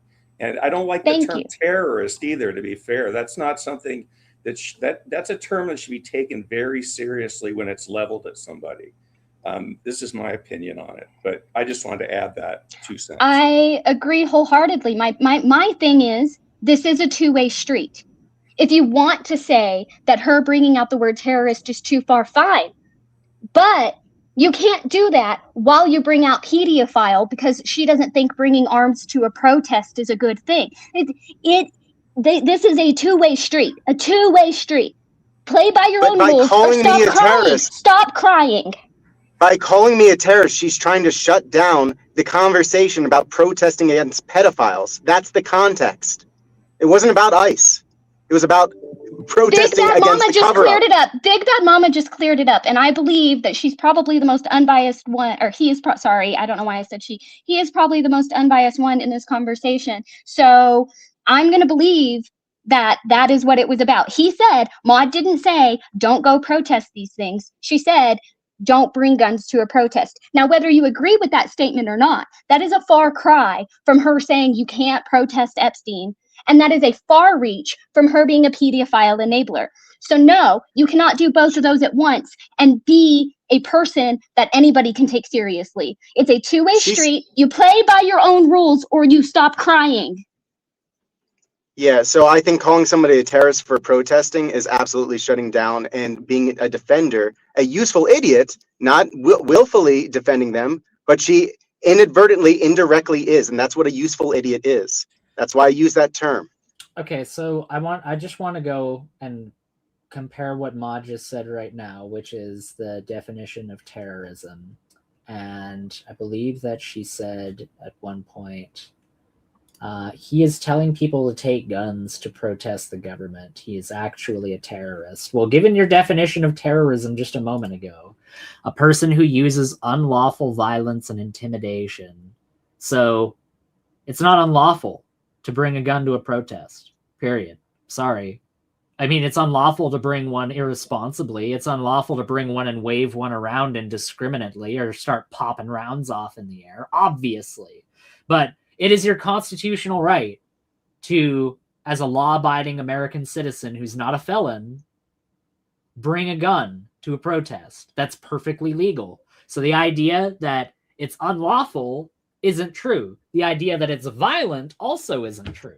Because Daniel never advocated that people use those guns at those protests. He said that they I was very clear that they should be peaceful. No one said it was unlawful. Mud, you're the one calling him a terrorist. I agree that saying that this is just real quick, Pixie. I haven't said a lot. Yeah. Okay. Sorry. No, it's all good. You're the one, Mod, who just a moment ago, according to your own comment, said that because Daniel said that people should bring guns to protest the government, that that's terrorism. And your definition of terrorism includes, according to yourself, a person who uses unlawful violence. Well, if it's not unlawful what he's advocating, then how is that terrorism? It's not, okay? That's bullshit. And quite frankly, Pixie, I do have to say, while I appreciate you standing up for and advocating for Mod, and that's very well and good, and I understand that's not what happened, Aiden. You need to rewind. That's not what happened. I said, and I will say again, I agree that terrorist is not a word that should have been thrown out there. I agree with that. I agree with that.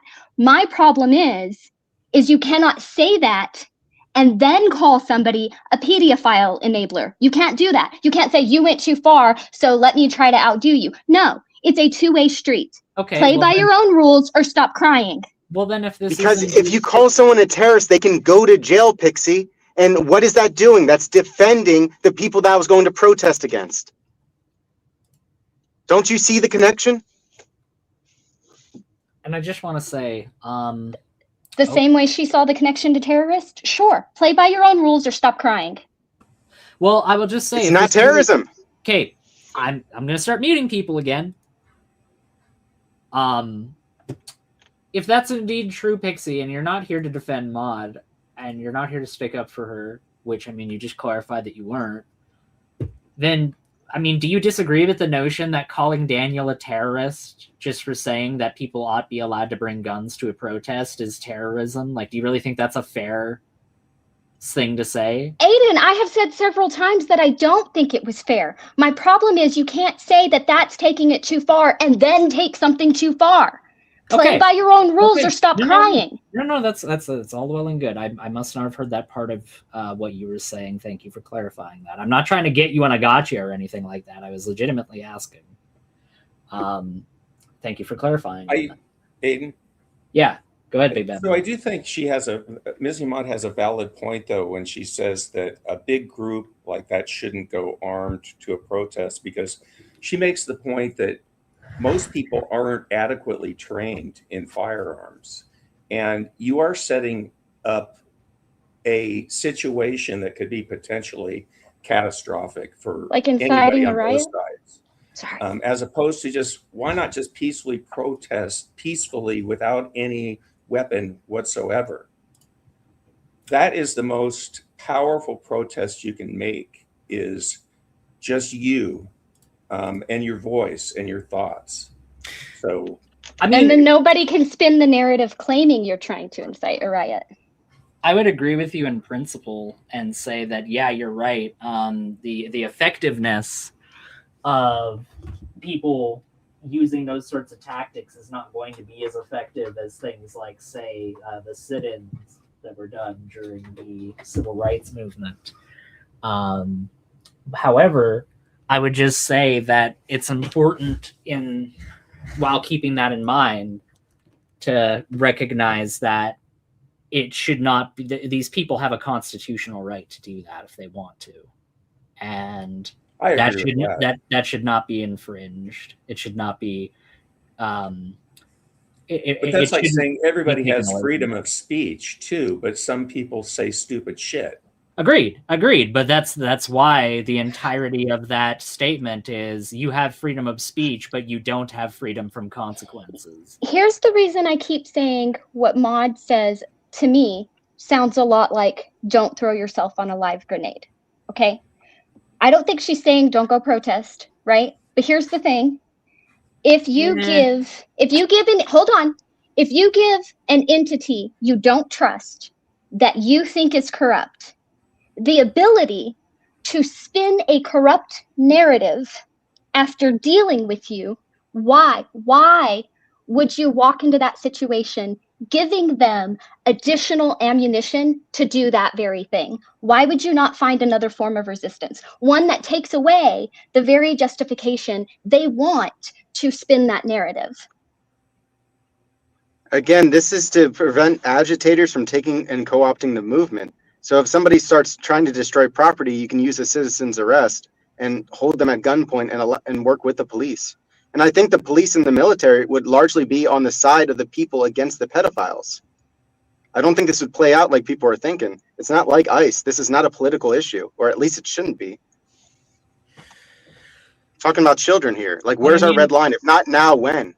Well, and when it comes to Alex Preddy, I don't think that he brought a gun to that protest specifically to try and resist with that gun. He had that gun on him, but he also had the gun on him when he kicked the back of the federal vehicle like 11 days previous, right? So clearly he wasn't bringing that gun for any means of using it. He wasn't intending on using it. I don't think he was. Right. That's not what I'm saying. Okay, let me put it this way.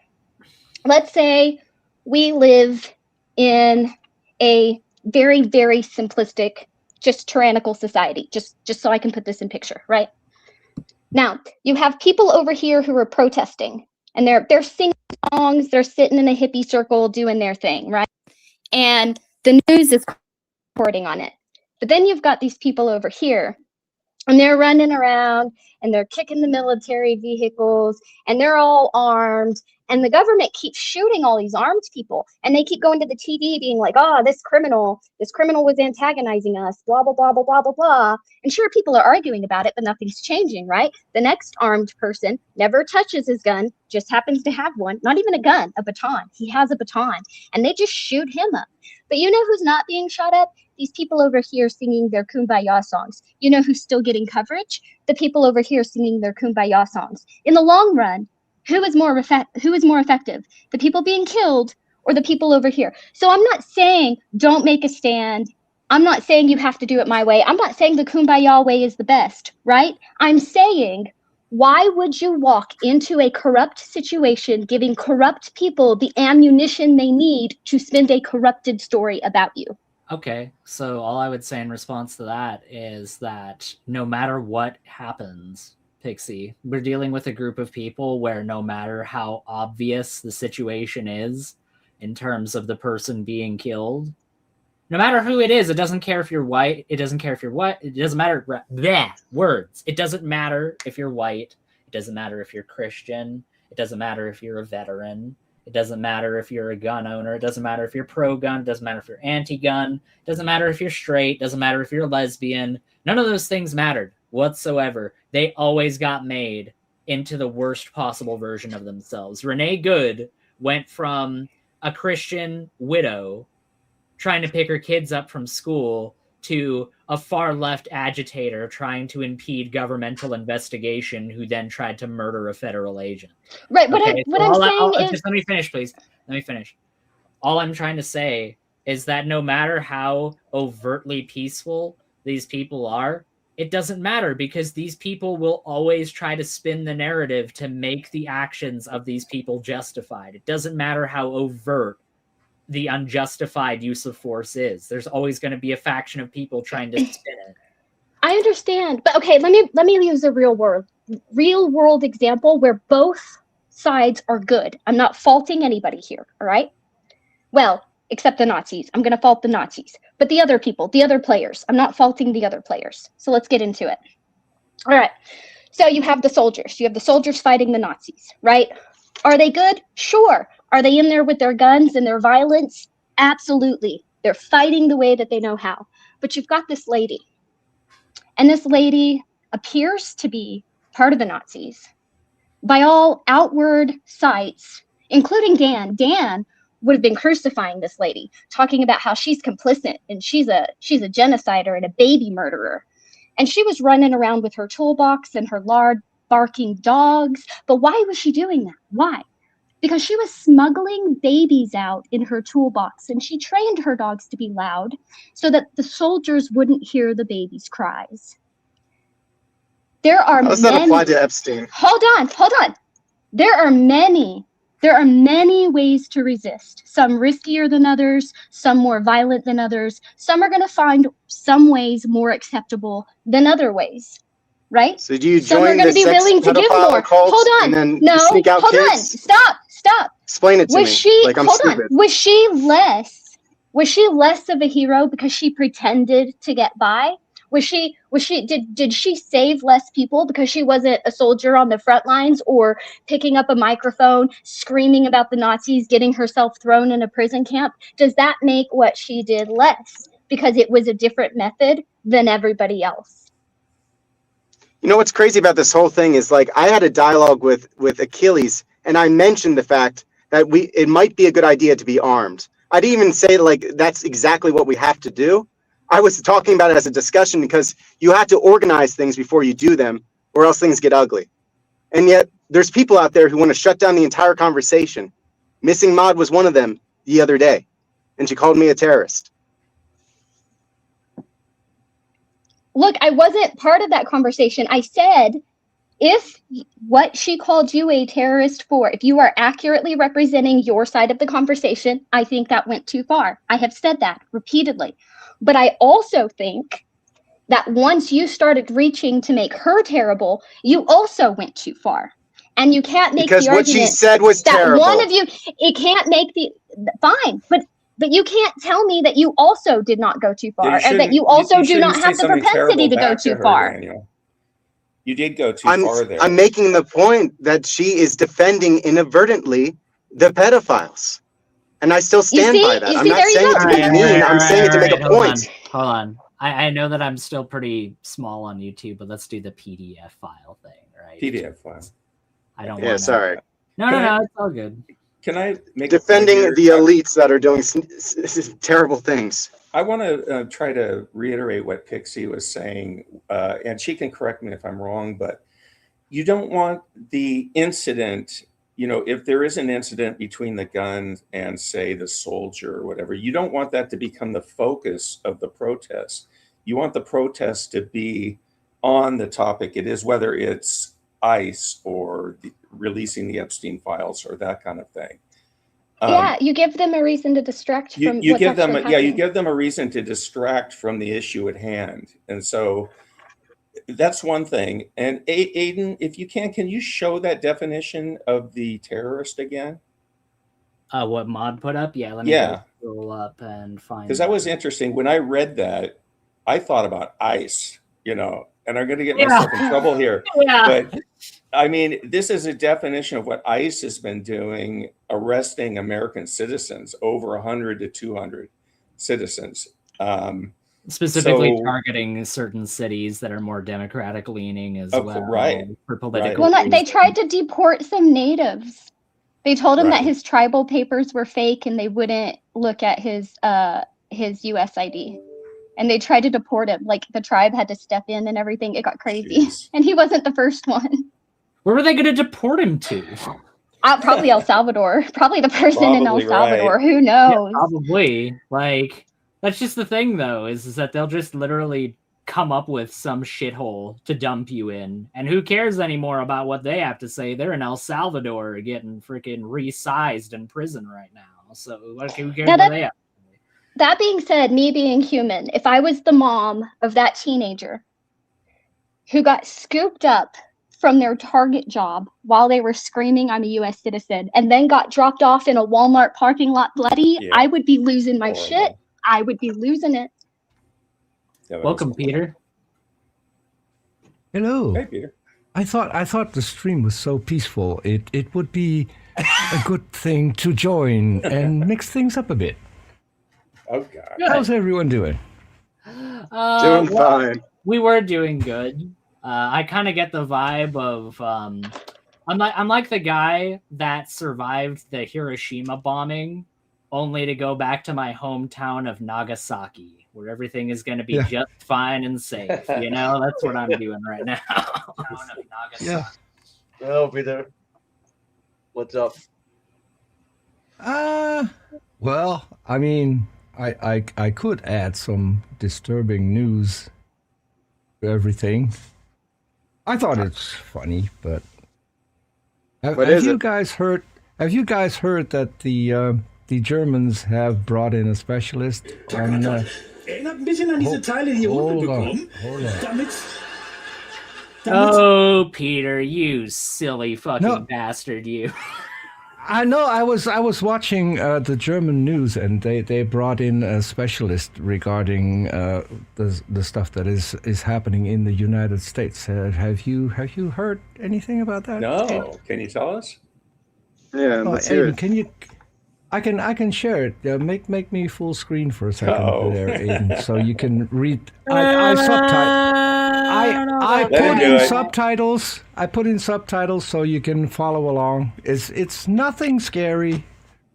I know. It is on YouTube, so you're not going to be banned for it because I've seen it on at least 5 channels by now. So you gotta share your screen. I only see. I am not. So I have it. I see. I'm a professional. I use OBS. Got OBS. In order to share a screen, I don't have to actually share a screen. You have to take down the comment because otherwise you can't read the subtitles.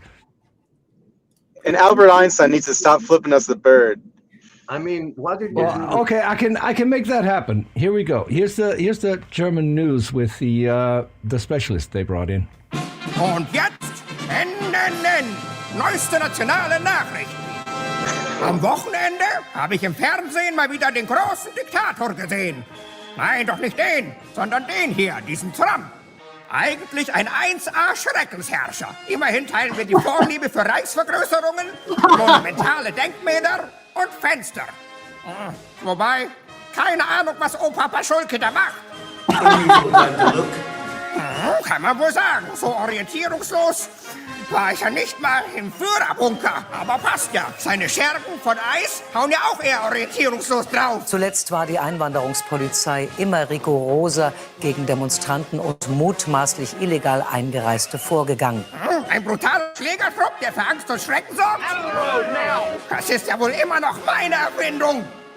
Haben Sie sich das etwa bei Hitlers Helfer Folge 23 abgeschaut? Und warum hat dieser Obersturmbannführer meinen Mantel getragen? Und dann beschwert sich dieser mächtige Himmler auch noch darüber, wenn man ihn für meine Geheimpolizei hält. Calling law enforcement names like Gestapo. Oh, wie kann man das nur vergleichen? Nur weil man gleich aussieht und auch noch das Gleiche tut. Als ob das nicht schon genug der Kopie wäre, macht dieser Trump noch einen auf Goebbels und fängt damit an, Kunst und Kultur gleichzuschalten. Donald Trump lässt Kennedy Center für 2 Jahre schließen. Warum nennen Sie Ihr nationales Kulturzentrum nicht gleich? Entartete Kunst und verbrennen noch ein paar Bücher. Für eigene Ideen ist vor lauter Goldstaub wohl kein Platz mehr im Gehirn. Here we go again. Selbst Propagandafilme gehören jetzt offenbar zu Ihrem Repertoire. Worum zum Teufel geht es in dem T-Movie? People will see it, will see fashion, they will listen incredible music. Ein Diktator muss sein Volk manipulieren, nicht komplett verblöden. Ich hätte da noch eine Idee für einen Filmtitel. 1, 2, 3, 4, Epstein. Die Akte muss versteckt sein. Wegtreten!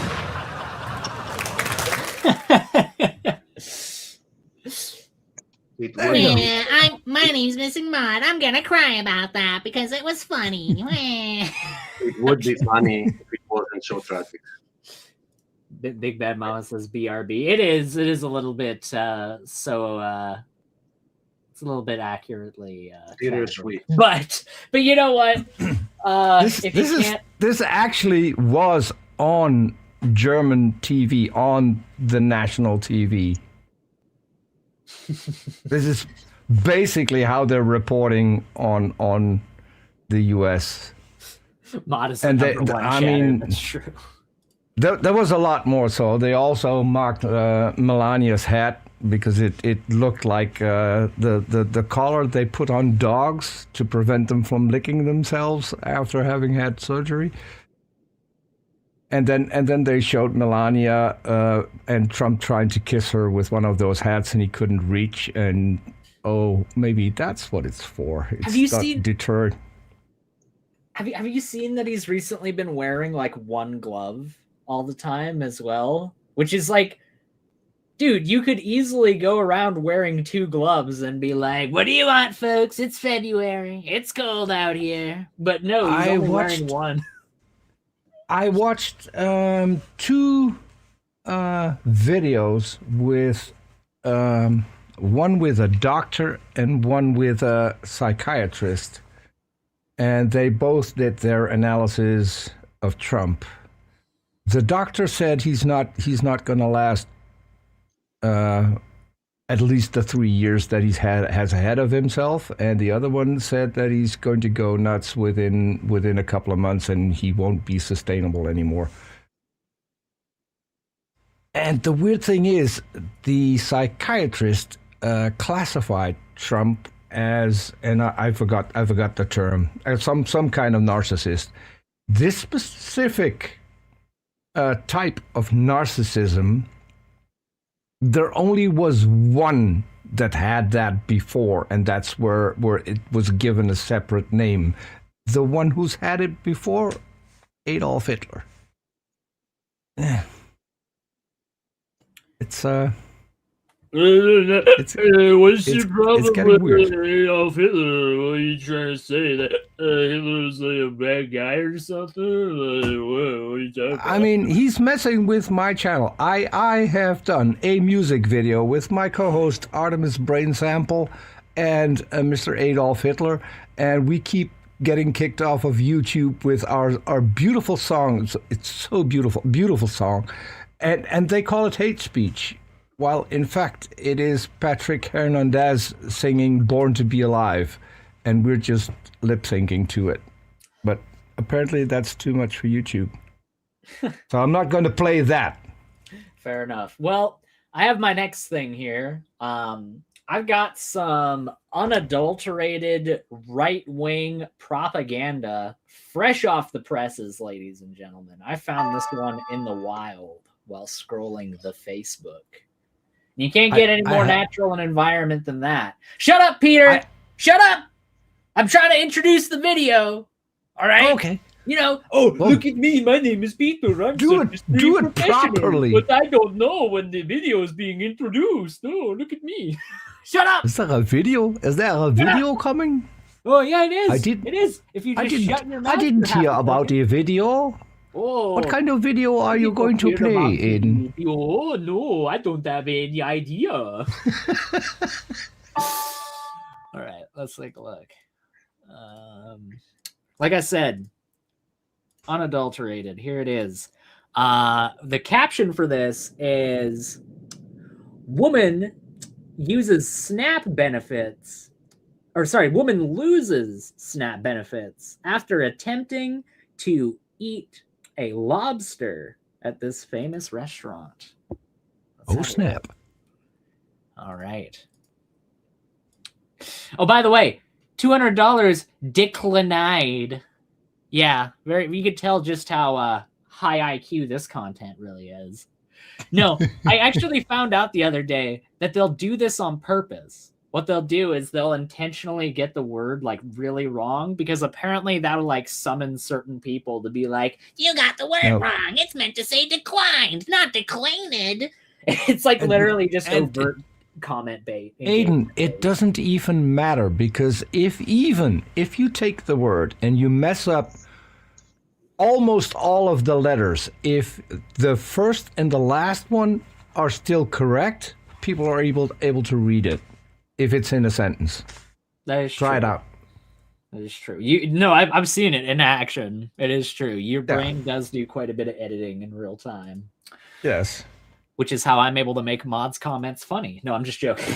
I'm just joking, Mr. Mod. Your comments are funny, funny. Let's look at this. Oh my god, look at this lobster, y'all. This shit is huge. Jesus, what?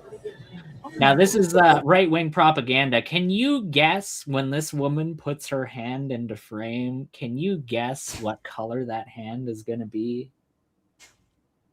Because my guess is not that it's not going to be white. Yes. Yes, It is not going to be white. Peter. In fact, it's going to be the exact opposite of What? it. I mean, okay, there's only one way to find out. Oh, are you guys... Look at the... Wait, guys. Oh, snap. Peter's a prophet, ladies and gentlemen. He's a prophet. No, but this is literally, right? This video, some fucking right-wing grifter, whoever the fuck this guy is, whatever fucking mess of fucking letters that is, they took some video of like some black woman that just went to like a Red Lobster or something like that and was like, hey, everybody, check out my meal.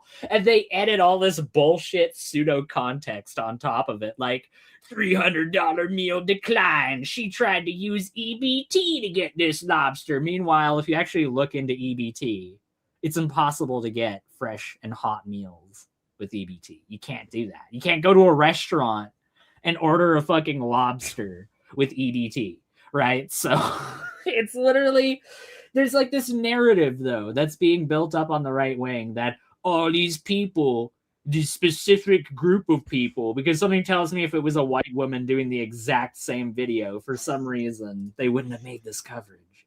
But there's this narrative, right? It's like the welfare queen repackaged in the modern context, right? Because back during the Great Depression, that was the big fear against the New Deal being implemented was, oh, what about all these welfare queens that are just going to sit around all day and reap the public dole? And meanwhile, it's so untrue. There's no actual real world examples of that, which is why these people have to fucking wholesale make shit. Not no examples. Let me clarify. Not no examples. But honestly, I know. Peter, come on now. Let me finish. Sorry. Let me finish. Thank you, sir.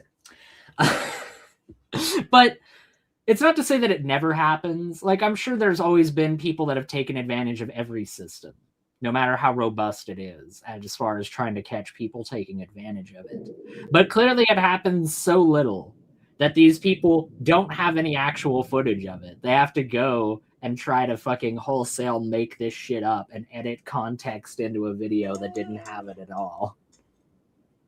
Go ahead, Peter. Well, so you know Darth Dawkins, right? Oh God, yes. Do you know one of Darth Dawkins' biggest enemies is a welfare queen? Really? Yeah, she goes by the name of Godless Girl, who thinks her name is Godless Girl. She thinks atheists are terrible, so I still don't understand what's going on there. Bit of self-flagellation going on there. Yeah, but so she has been on video bringing in live bugs into a restaurant at the end of the meal on video, putting the bugs in the salad and then complaining so she doesn't have to pay. She's also been on video going to Walgreens, getting a very expensive facial cream, and then emptying the bottle of cream and then putting in cheap cream and returning it. And then someone tipped off Walgreens, and they deleted all her, whatever it is that she got, some kind of credits. And she went on a rant about that. So yes, there are welfare queens. Yeah, I know no, one. This one's white. But by the way, let me just clarify. very, very, very white. Let me just clarify something, though, right? Because, Gesundheit. like I said Thank earlier, it's not to say that they don't ever exist at all, but there's a specific narrative that's being built with this whole thing, and it was the case during the Great Depression as well. If you go back and look at all of the political cartoons and all of the illustrations of these welfare queens, you'll find that they all have one thing in common, and it's that they're not white. Because there's a racial component to that narrative, and always has been. The idea that, oh, African Americans are inherently lazy, or they just want to sit around all day and collect the public dole while us hard-working white folk are out there working our asses off. Like, that's always been a component to the narrative, that these welfare queens are all over the place. And they're not always queens. Right. Achilles has something that he'd like to share. Yeah, I don't know if you guys saw that. There might be still racism in America, but this president is definitely not showing it, and he's trying to unite the people. Not Did you separate. see, Achilles, did you see Trump replying to a question about that, saying that it was in fact him who posted it? It was in fact, as he called it, bad. And it was in fact that he didn't think he did anything wrong. Yeah, first he defended it, and the media defended it, and like it wasn't so racial. And here's the post.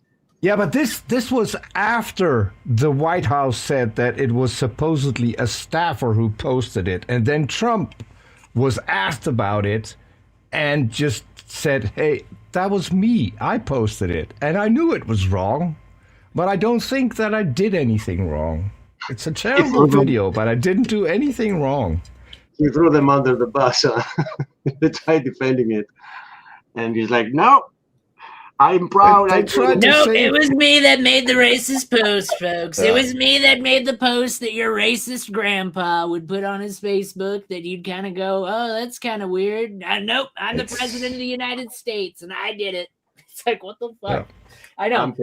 I'm taking it down, though, because I hate seeing it, but I think the point is made. Yeah, I mean, like, it's overt. Yeah. It's extremely overt. It's unambiguous. There's no defending it. And let's face it, that right there is a perfect example of the fact that this racialization, this, like, furthering of racial division, for as much as people like to act like that's a left-wing thing, like, oh, it's the leftists that are trying to drive all this racial division. Oh, really? Show me the leftist that posted anything equivalent to that whatsoever. I don't see it. I don't see it.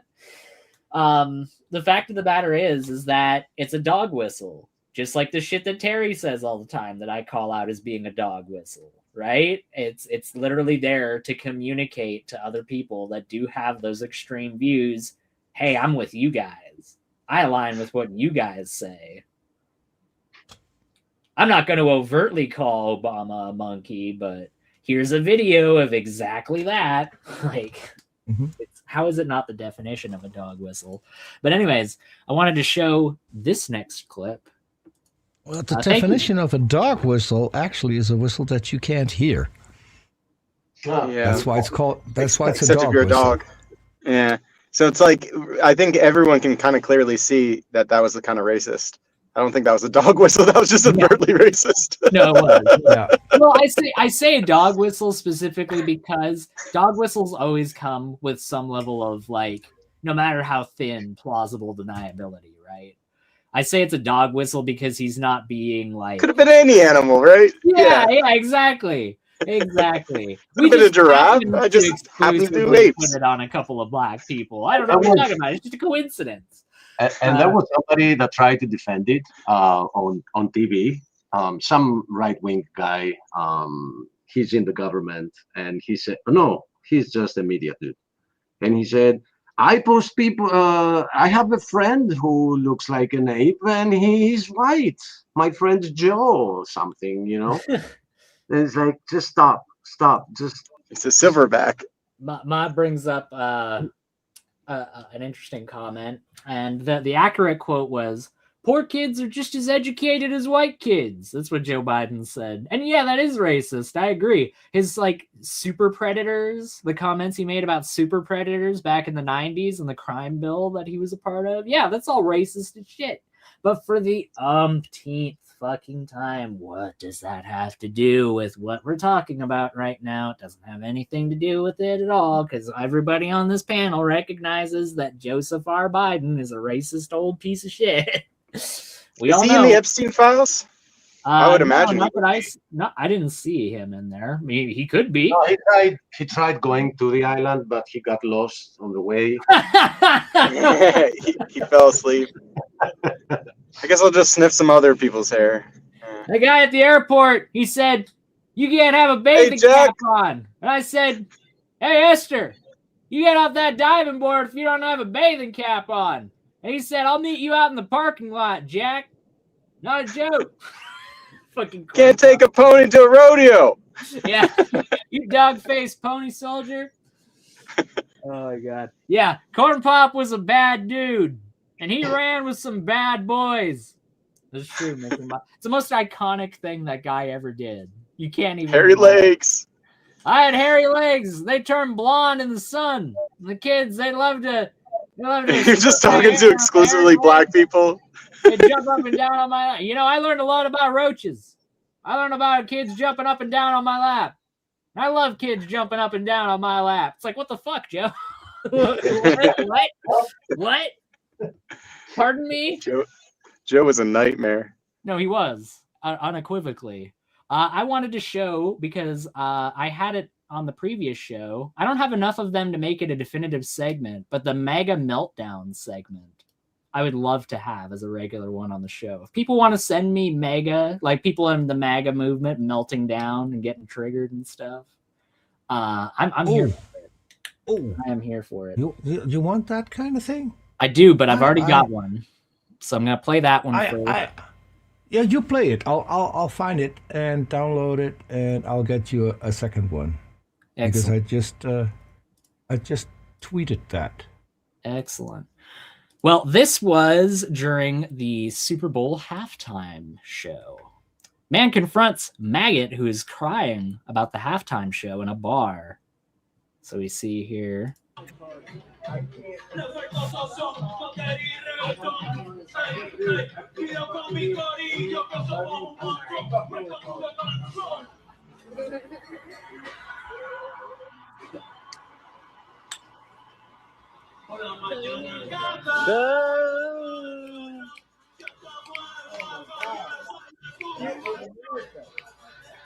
They're American, they're Puerto Rican.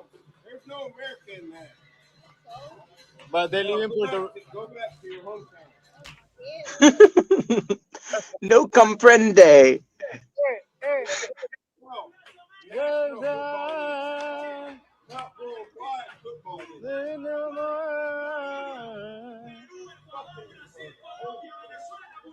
Who's retarded?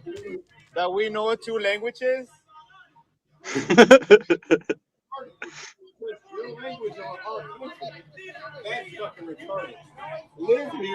I know English. I understand many languages. Your language. And you, how many languages you know? Just only one? I didn't listen to the movie. Go back to your own country. And where are you country? Where's my country? Where are you county? My country's here. You county? My country's here. Mm-hmm. If you want to speak Spanish, go back to Mexico. I'm not watching the movie. If you want to speak German, go back to Germany. He can't say German. Go back to Germany. Where did Germans come from again? Jer. Oh man, Lord have mercy. I know. And you know what I love? The whole narrative of like, this ain't American. If you're gonna speak Spanish, go back to your country. It's like, aren't you guys the pro-freedom crowd? Aren't you guys the people that are always talking about how we need small government and my freedom can't ever be trampled on? If you want me to wear a mask, that's government tyranny. You want me to have a mask mandate? Well, you know what? I'm going to resist that as much as possible. And then turn right around and go, you know what? You don't like the way that I have my very specific set of American values? Well, you get the fuck out, bitch. It's like, I'm pretty sure that's anti-freedom, right? I'm pretty sure the idea that somebody not speaking English in the Super Bowl halftime show is inherently un-American. It's kind of anti-freedom, isn't it? Because isn't your country supposedly the one that's the great melting pot? And you guys the place where all of the weak and downtrodden can come and hang their hats? You know, like, isn't that like the whole sales pitch of the American dream? Is that anybody can come here and make a life for themselves? But no, apparently the modern version of America is you come to America and everybody automatically assimilate into one specific version of American. Well, I don't know. I make jokes in my stream. Have you heard the latest prison interview?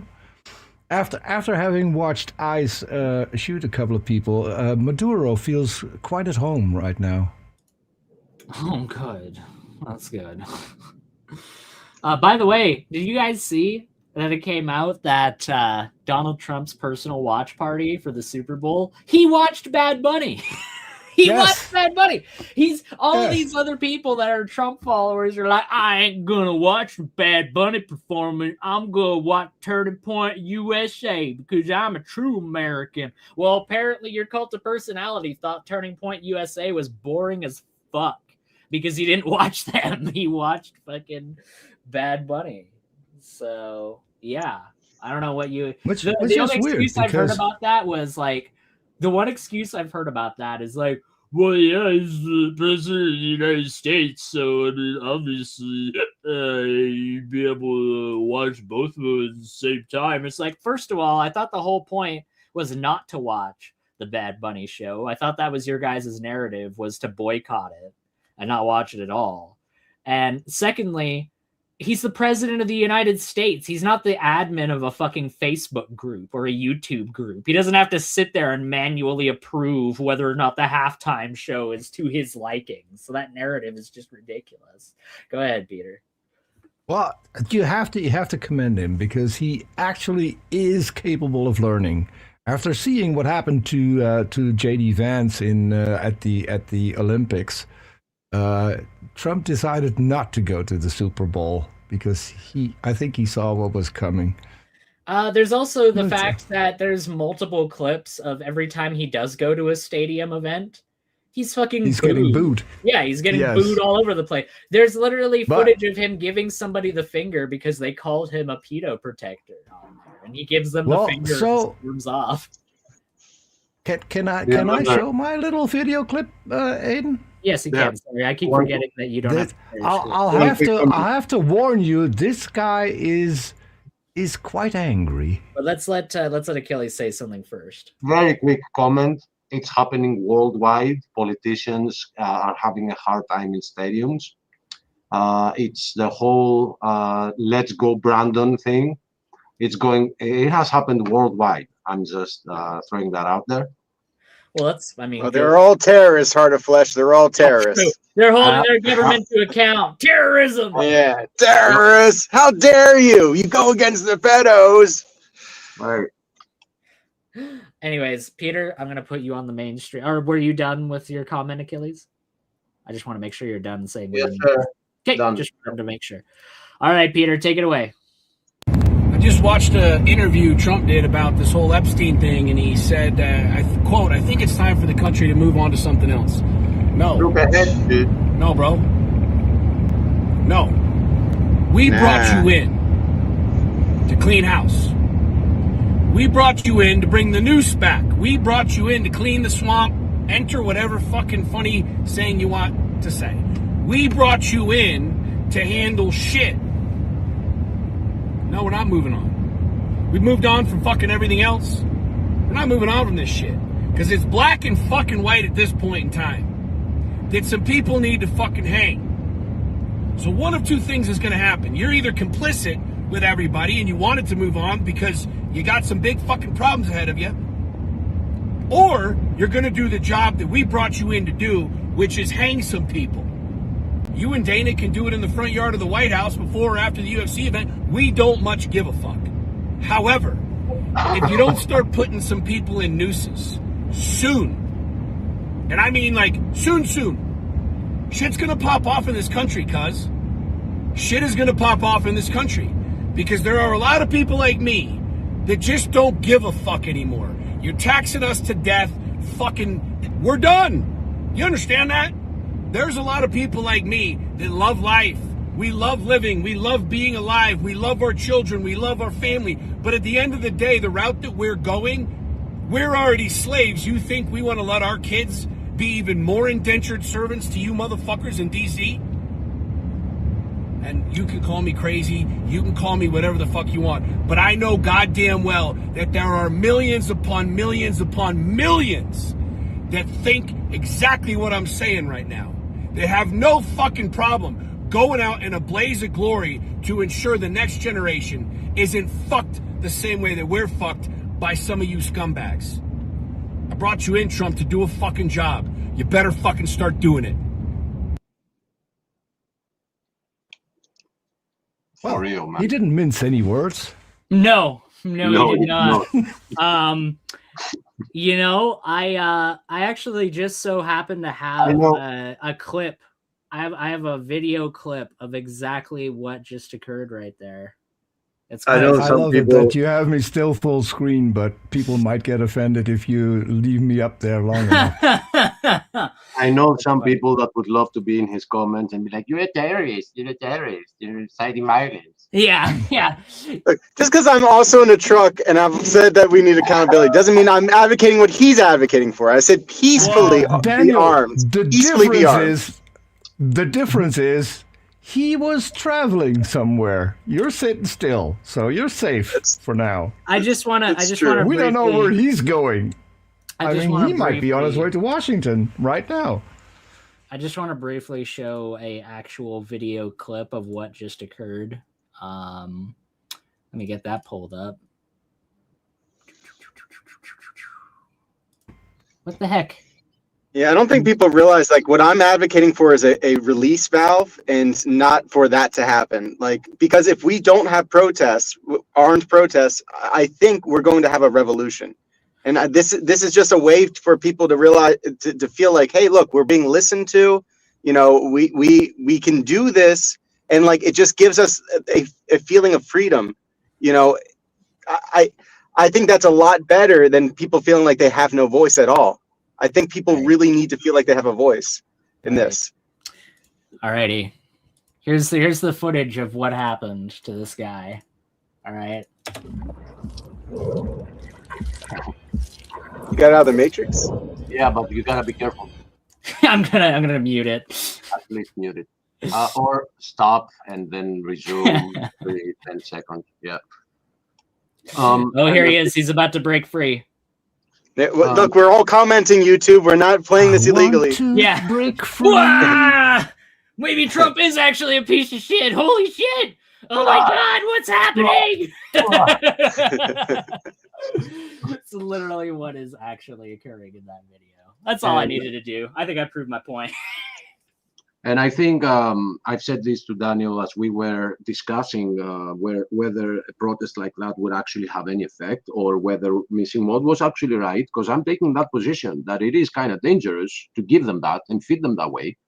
But I didn't expect to be attacked as a side terrorist, but you pushed against my idea, actually. You're like, I don't know, Dan, that might not be the best idea. Right. But the thing is that this is how democratic people felt that they were rebelling, by bringing this guy up and using their constitutional right of voting so they can drain the swamp. And that's what surprises me, that I don't see a lot of people being fed up with that behavior of not taxing his best friends, like NVIDIA, Amazon, the AI centers. Let's not even talk about He that. can't tax Amazon, Right? Achilles. They but- just paid his wife $30 million for the biggest Documentary. box office flop in human history. Achilles, what are we supposed to do? Melt the golden calf down? I mean, come on, dude. It's the golden calf. Come on. This system is so comfortable. You know, who cares if these kids are being, you know, taken advantage of. Yeah. Yeah. It's not my kids. Yeah, it's not happening to me, so who cares, right? I just wanted to really briefly, I think I'll probably pull this up as the final little thing because I've got to get going pretty soon here. This is from... Oh, there's something really important that I need to say before that, because Claude has a point. Please help promote Claude's video of Kent's latest letter to Trump, because Claude actually allows comments. So, yes. There we go. And check that out, everybody that's watching right now. Claude Balls has got an excellent YouTube channel. Go and check it out. Yeah. He's got the... It's not a short one this time. This one's a little bit longer, but hey. Yes. Long road out of balls, you might say. No, but... Did you see, Aiden, did you see Claude pray on our channel on PG? I did not see that. Holy shit. Our Father who art in heaven. Dan asked him to give a concluding prayer, and to our surprise, he did. Damn. That was, I mean, it's the end times, guys. It must be. It really must be. It's about time. I just wanted to show this. This is from congress.gov. So once again, I mean, if you want to call this an unreliable lefty source, go ahead and be delusional, but it's from congress.gov. And it says, DOJ quietly removes study showing right-wing attacks outpace those by the left. The Justice Department quietly removed from its website a study showing far-right extremists were responsible for the bulk of ideologically motivated deaths, a move that comes as the GOP seeks to back claims from President Trump that the quote-unquote radical left poses a greater danger than the right wing. The 2024 study, which is linked right here, you can go and check that out in the... here, I'm going to actually copy this really quickly and get this pasted in the chat for anybody that wants to check it out. But the actual study is linked there, which several criminal justice researchers reviewed National Institute of Justice data found far more instances of deaths credited to right-wing groups. The study was still available on the Justice Department website last week, but a researcher on extremism posted on social media that it had been removed in the days after the killing of right-wing activist Charlie Kirk.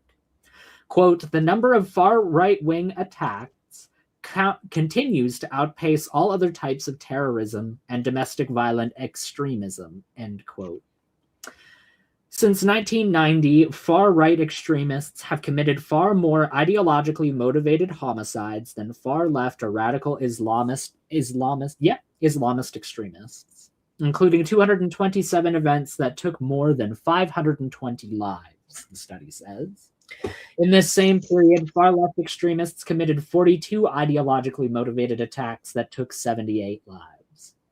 The removal of the study was first reported Tuesday by 404 Media, which credited Danielle Malmer, a PhD student at the University of North Carolina at Chapel Hill, who is studying extremism, was first noticing the removal of the study on September the 13th. In a post on social media, Malmer said the study had been visible the day before.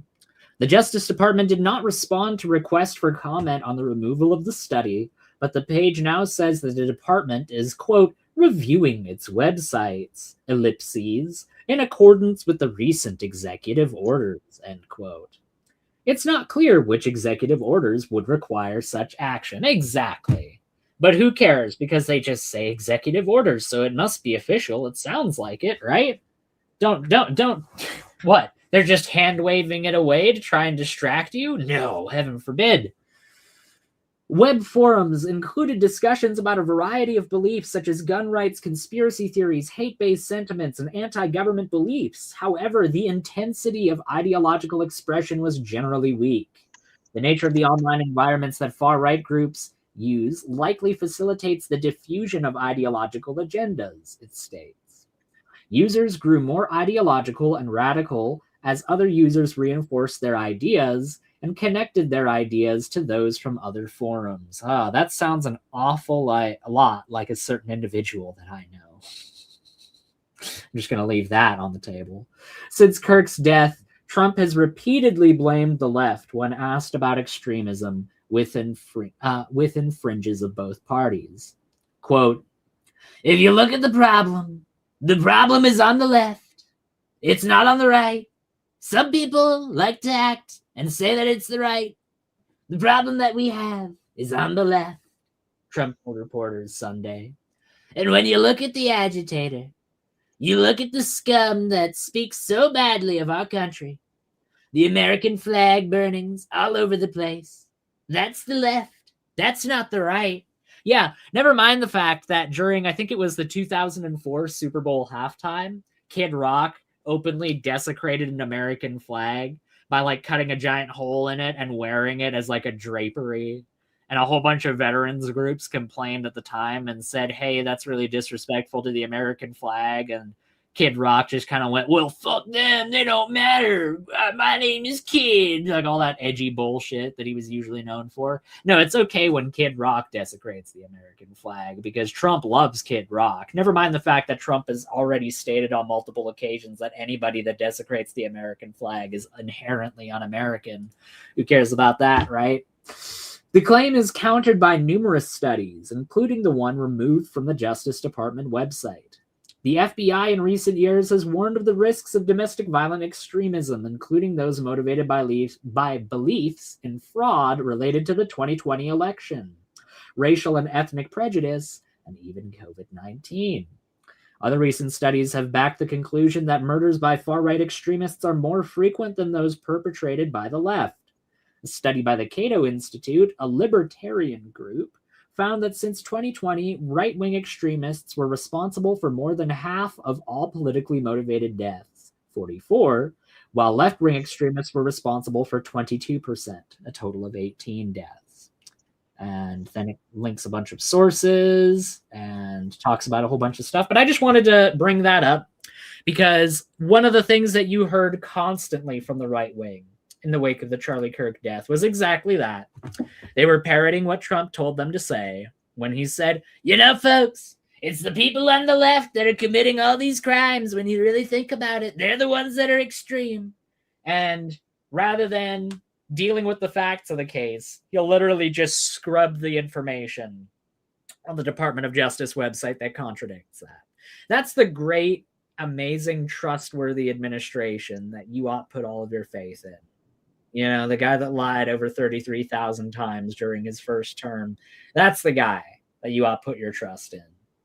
We're only 1 year in now, and I imagine that that lie count is already in the fucking 5 digits at this point. Really wouldn't surprise me. But anyways, suffice it to say, I've had a good time on this stream. I'm going to let people kind of give their closing remarks, and I'm going to shut the stream down, I think. So who would like to give their closing remarks first? I'll go. I don't think it is terrorism to be talking about what we should do as a response to the revelations of the Epstein files. I don't think it should be a partisan issue. I think that this should unite all people, and people should not try to shut it down by calling people terrorists, which is a criminal thing to do, I think. And I would apologize to Missing Mod that she took it as me saying that she's a pedophile defender. I was saying that though because I thought that she was being a useful idiot, which is basically to say that I don't think she means to defend the pedophiles. It's just by shutting down those conversations and calling people terrorists just for having them, she inadvertently is defending them. And that was the point I was trying to make. And that's mostly why I came onto the stream, to make that point. Alrighty. Peter, do you have any final statements you would like to make? Well, let's promote a film. Have you been to the film? I can't say I have. Why not? Don't full screen him right now. Yeah, it's Oh! the best. Oh, It's- this is a freaking D's nuts joke, isn't it? It's the best. It's the best place to relax. If you want to have some time to yourself, go to this film, because no one will be disturbing you when you are watching this film, because you will be the only one there. Hey, Peter, did you hear Steve Jobs died of ligma? What? Ligma balls, LMAO. Like, that's literally the level of joke that you're pushing there for your final statement. But hey, it was a final statement. I'll give it credit, question mark, where it's due. Achilles. Yeah, well, so just Shut to up, rattle Peter. the You had your cage- final No, statement. I have an additional sentence. You're being censored. Censorship. I'm just No. Go ahead. No, just to rattle the cage, dear Americans, you have a Second Amendment. Read it, what it's for. Yeah. Might give you a clue. And the first and the fourth. Yeah. So, Well, the second might be useful. and Don't forget that Third Amendment, Listen. Achilles. We can't have no British soldiers staying in American households. You got to remember that Third Amendment. No, I'm just joking. Sorry. keep Yeah, going. yeah. Forget all the rest. That's on the one account, right? Yeah. If anything, there's somebody here having a show from Canada, having people from Austria, from Greece, from the United States, all agreeing here that there is an issue that some people need to wake up to and not You fight are each other. racist. You are racist, Right. Achilles. You're not even mentioning the Netherlands. Not even hinting to it. Oh yeah, and plus, That's you know, racist. at least they can send me home. You know. Yeah. And I actually left the US wanting to go home because I was like, I'm done with this shit. So I love the guy that you played, Peter, that represents the disappointed MAGAs who are not willing to fall into a cult of, yeah, he's not what we wanted, but we're gonna stick to it, even if he turns like, you know, he has a mustache. He's and- convenient for me, so who cares, basically. Yeah, right. So it's not just some Gonna get guys. worse. It is gonna get worse. I do not expect it to get better. At least I don't want the people to fall for the narrative of division so much and realize that some issues are not political, they are humanitarian. We gotta care for each other and stop separating everything into the political spectrum that they want you. And Aiden made a great point. There are some issues that both parties never disagree on. You should discover what those issues are and think about it. Why? Is there any chance you're getting played? So we love you, whoever you are out there that disagrees with what we're saying. That's why we're here to say it, so we can have this disagreement. It's our right to have it, right? Exactly. I want to add one more thing. I still think Trump has at least one good thing, because we never have been able to have a conversation without fighting within I know, right? seconds. I know. Achilles. At least Trump made it possible, so we can, which I He think is is a a miracle. good thing. He's a miracle maker. I mean, I see And the that same too. things goes for Stephen. I've never been in a room with Stephen for more than 5 seconds before fights broke out. That didn't happen last time. So yeah, kudos. All right, everybody, I'm shutting her down. Thank you so much, everybody, for tuning in. Like I said before, like the stream if you haven't already. If you enjoyed, subscribe, all that good stuff. Thank you, Daniel, Achilles, Peter, Missing Mod, Pixie, Big Bad Mama, everybody that joined the stream today, and everyone in the side chat. Have a good one, everybody.